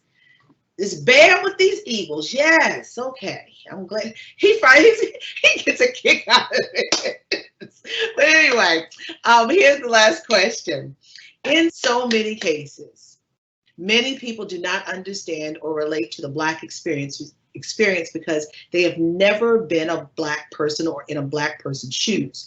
How then do we engage the neutral bystander who just cannot relate to the Black experience in a society that has continued to reinforce the thinking that Black is less than? Dr. Buckley.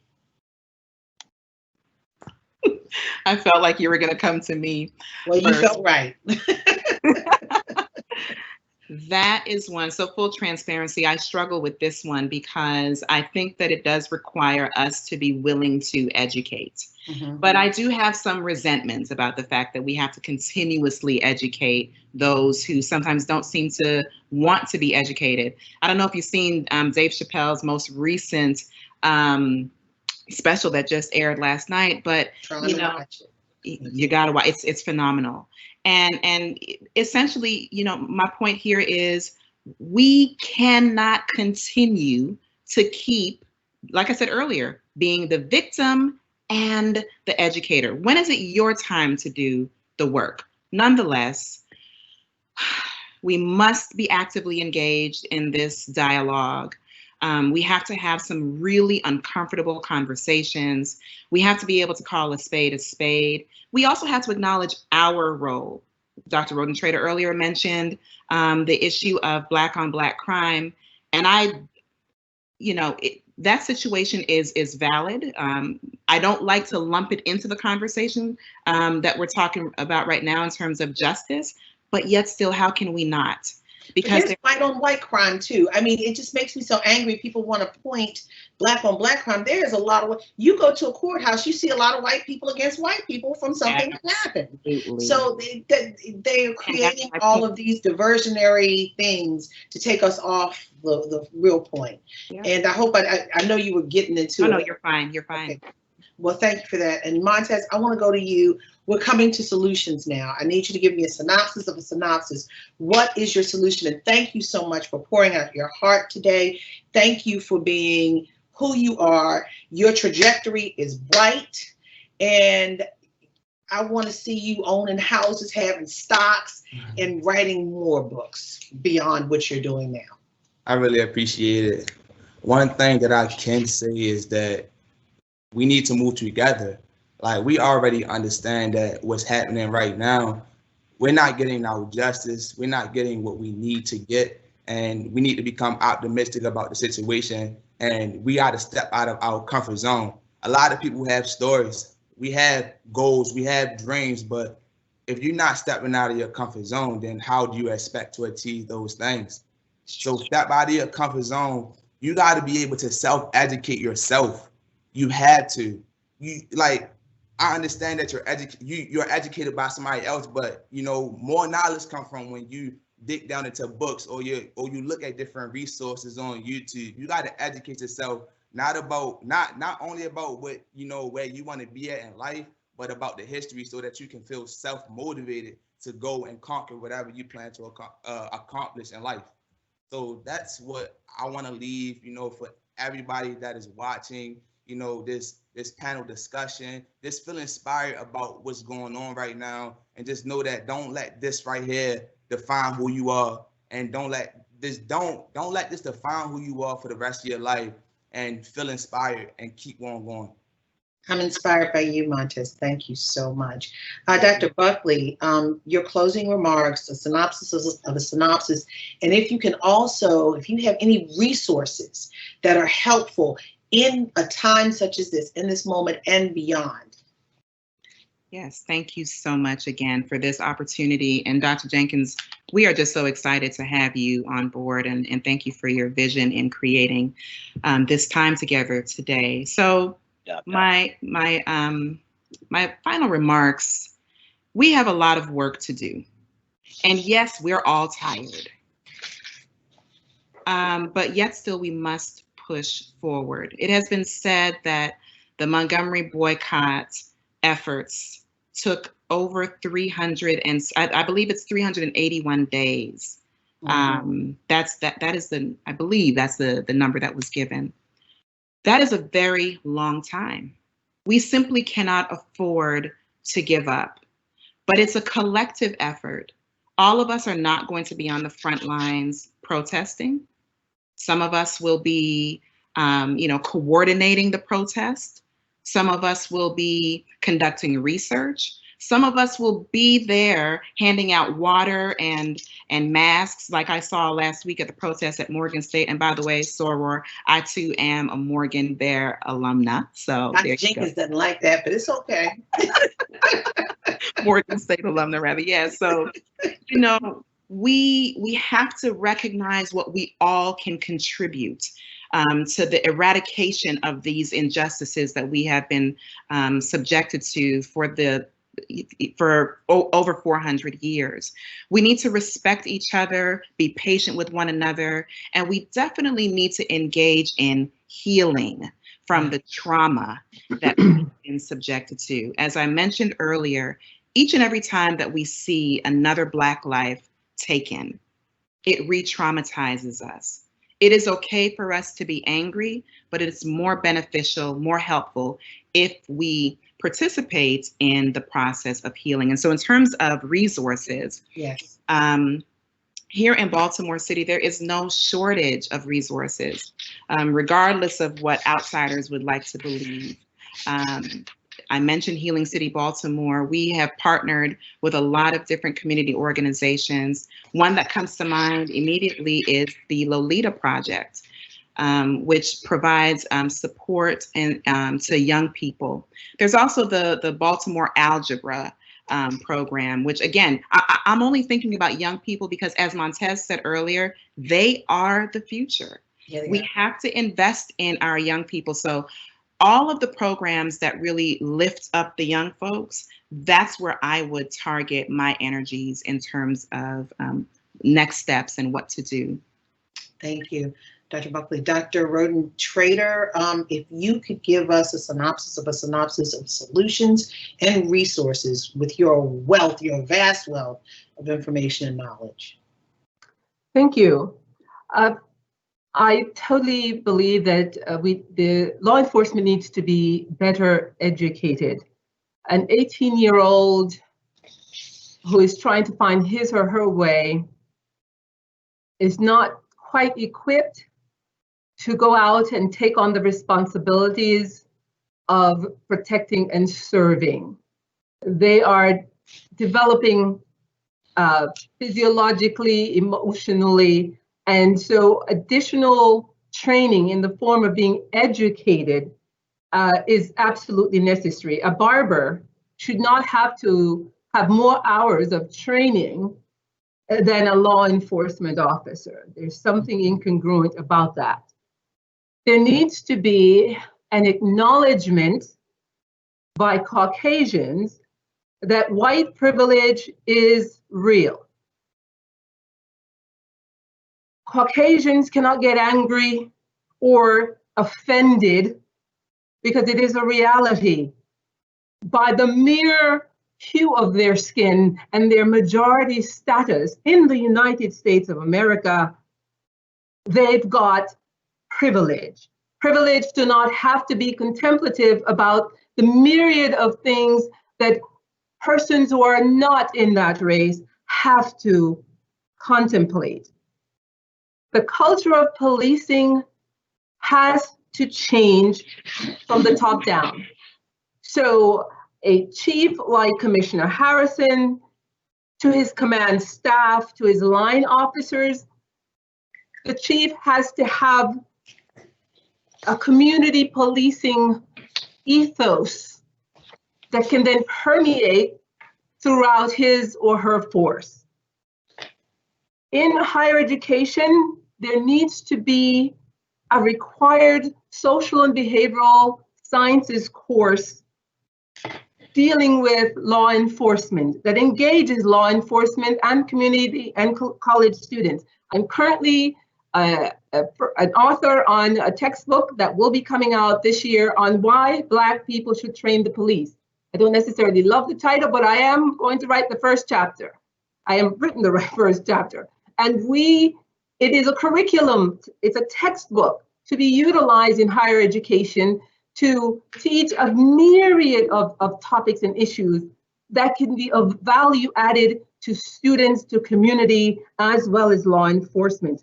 We need to also partner with national organizations like the National Organization of Black Law Enforcement Executives. We need to partner with IACP, the International Association of Chiefs of Police. We cannot have them being in their own silos and us being in our own silo. But together, if we partner and come to an understanding, we can have better opportunities. I have to say that today is considered Love Day. And it is called Love Day because in 1967, there was a seminal case involving an interracial couple, Richard and Mildred Loving, who, but for the mere fact of loving each other, had to fight all the way to the United States Supreme Court to have the right to be man and wife. And they were triumphant on the 12th day of June in 1967, having been married in Washington, D.C. and returning to Virginia, only to be ostracized and called out of their homes for just loving.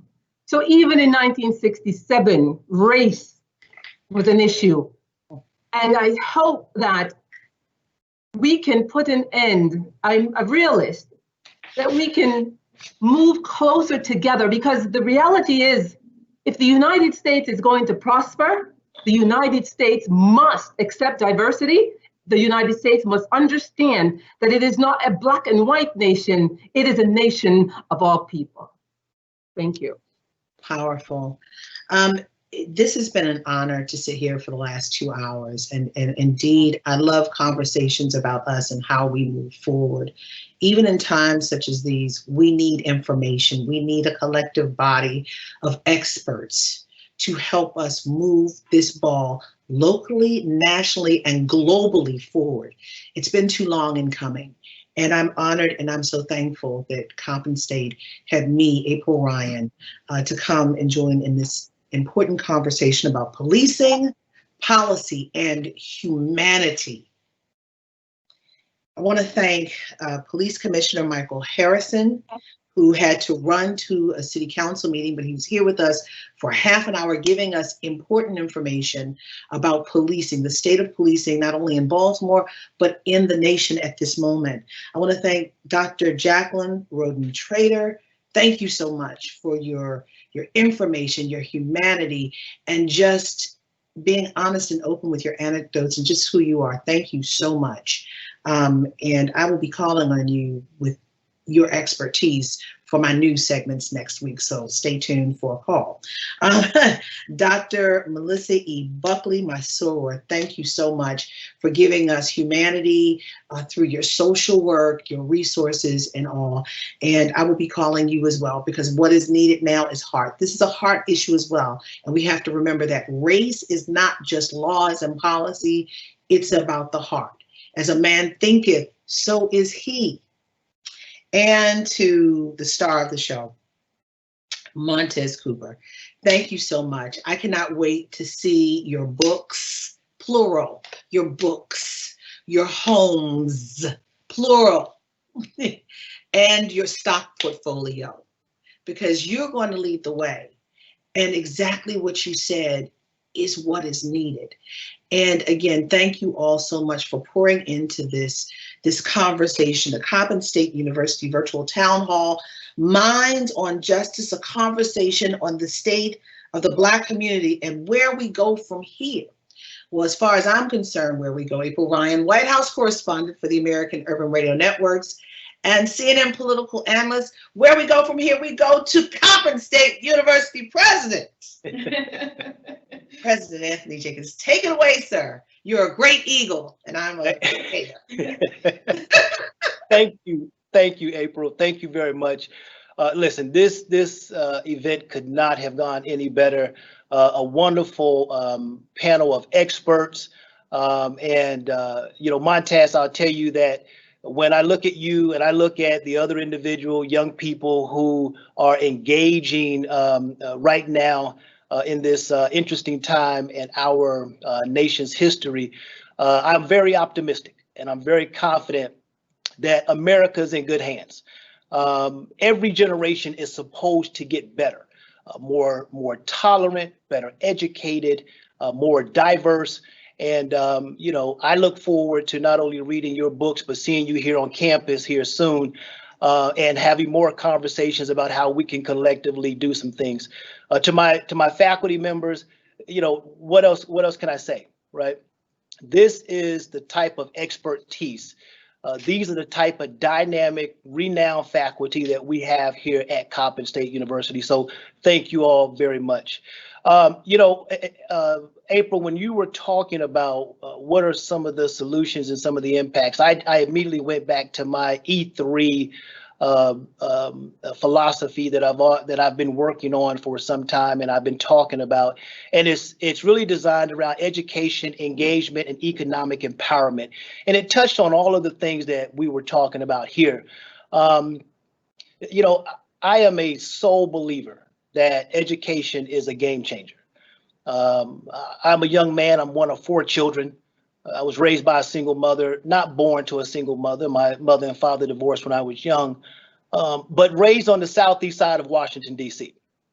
And what my mother did with my beautiful sister and how she took 3 boys and raised them into men, that speaks volumes to the power of the African-American woman.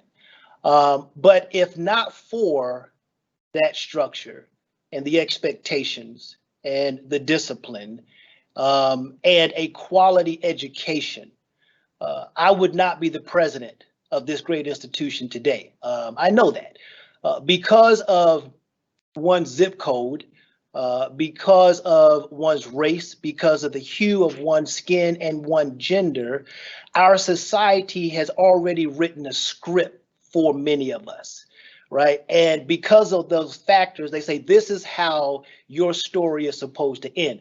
What I challenge young people like Montaze and so many others, I will tell you, never be the lead actor in the script that society has written for you. You write your own script. That's what I did, and I was very fortunate. And so as the president, we're going to continue to help young people write their own script and write more books and to be more engaged politically and to look at how we can create more economic empowerment. Listen, there are significant issues across our society to wrestle with, and we talked about many of them today. Now is the time to wrestle and deal with those issues. As noted in Ezekiel 22:30, who among us are willing to commit ourselves to stand in the gap? See, that's a powerful question. Let's not forget that our lives begin to end the day that we become silent about things that matter. We're in need of honest men and women in this society who are sensitive to the wrongs and the social injustices and the ills of our society, and who are willing to accept the responsibility of taking those matters on. And while we continue to fight the good fight, we must maintain the capacity to forgive. It said that those who are devoid of the power to forgive are devoid of the power to love. And yes, there is some bad in all of us and some good in even the worst of us. And as throughout our nation today, we find ourselves in the midst of a vigorous discussion about how we change our nation around. We must confront that we are in a place and an urgency of right now. In this unfolding conundrum of history and time, there is a thing as being too late. I don't want that to happen on our watch. And so I want to challenge us to make sure that we're not fighting for the world as it is, but yet we continue to fight for the world the way it should be, a more just society, a more equal society, one that is committed to overall greater humanity. And people don't have to walk in my shoes. I just challenge them to have compassion and empathy. They will never appreciate what it is to be an African-American man in America if they are not that. So let's not spend much time trying to convince them to see it my way. And let's move people to understanding that as a human race, we're all intertwined. We're all inextricably linked. And we all need each other. So I want to thank my outstanding panelists. I want to thank April Ryan, who is a fierce, dedicated Morgan Bear. And yes, I will let President Wilson know that they produce some outstanding graduates from Morgan State University. Obviously, you are one, and Dr. Buckley is one as well. I am glad for all of those who are able to join us and engage in this conversation. My hope is that we have taken something away from this conversation that will move us ever forward and making sure that the momentum that has been gained over the decades is never lost. I thank you, And from Coppin State University, it has been a pleasure to have you tune in and have this town hall discussion with us. Minds on Justice.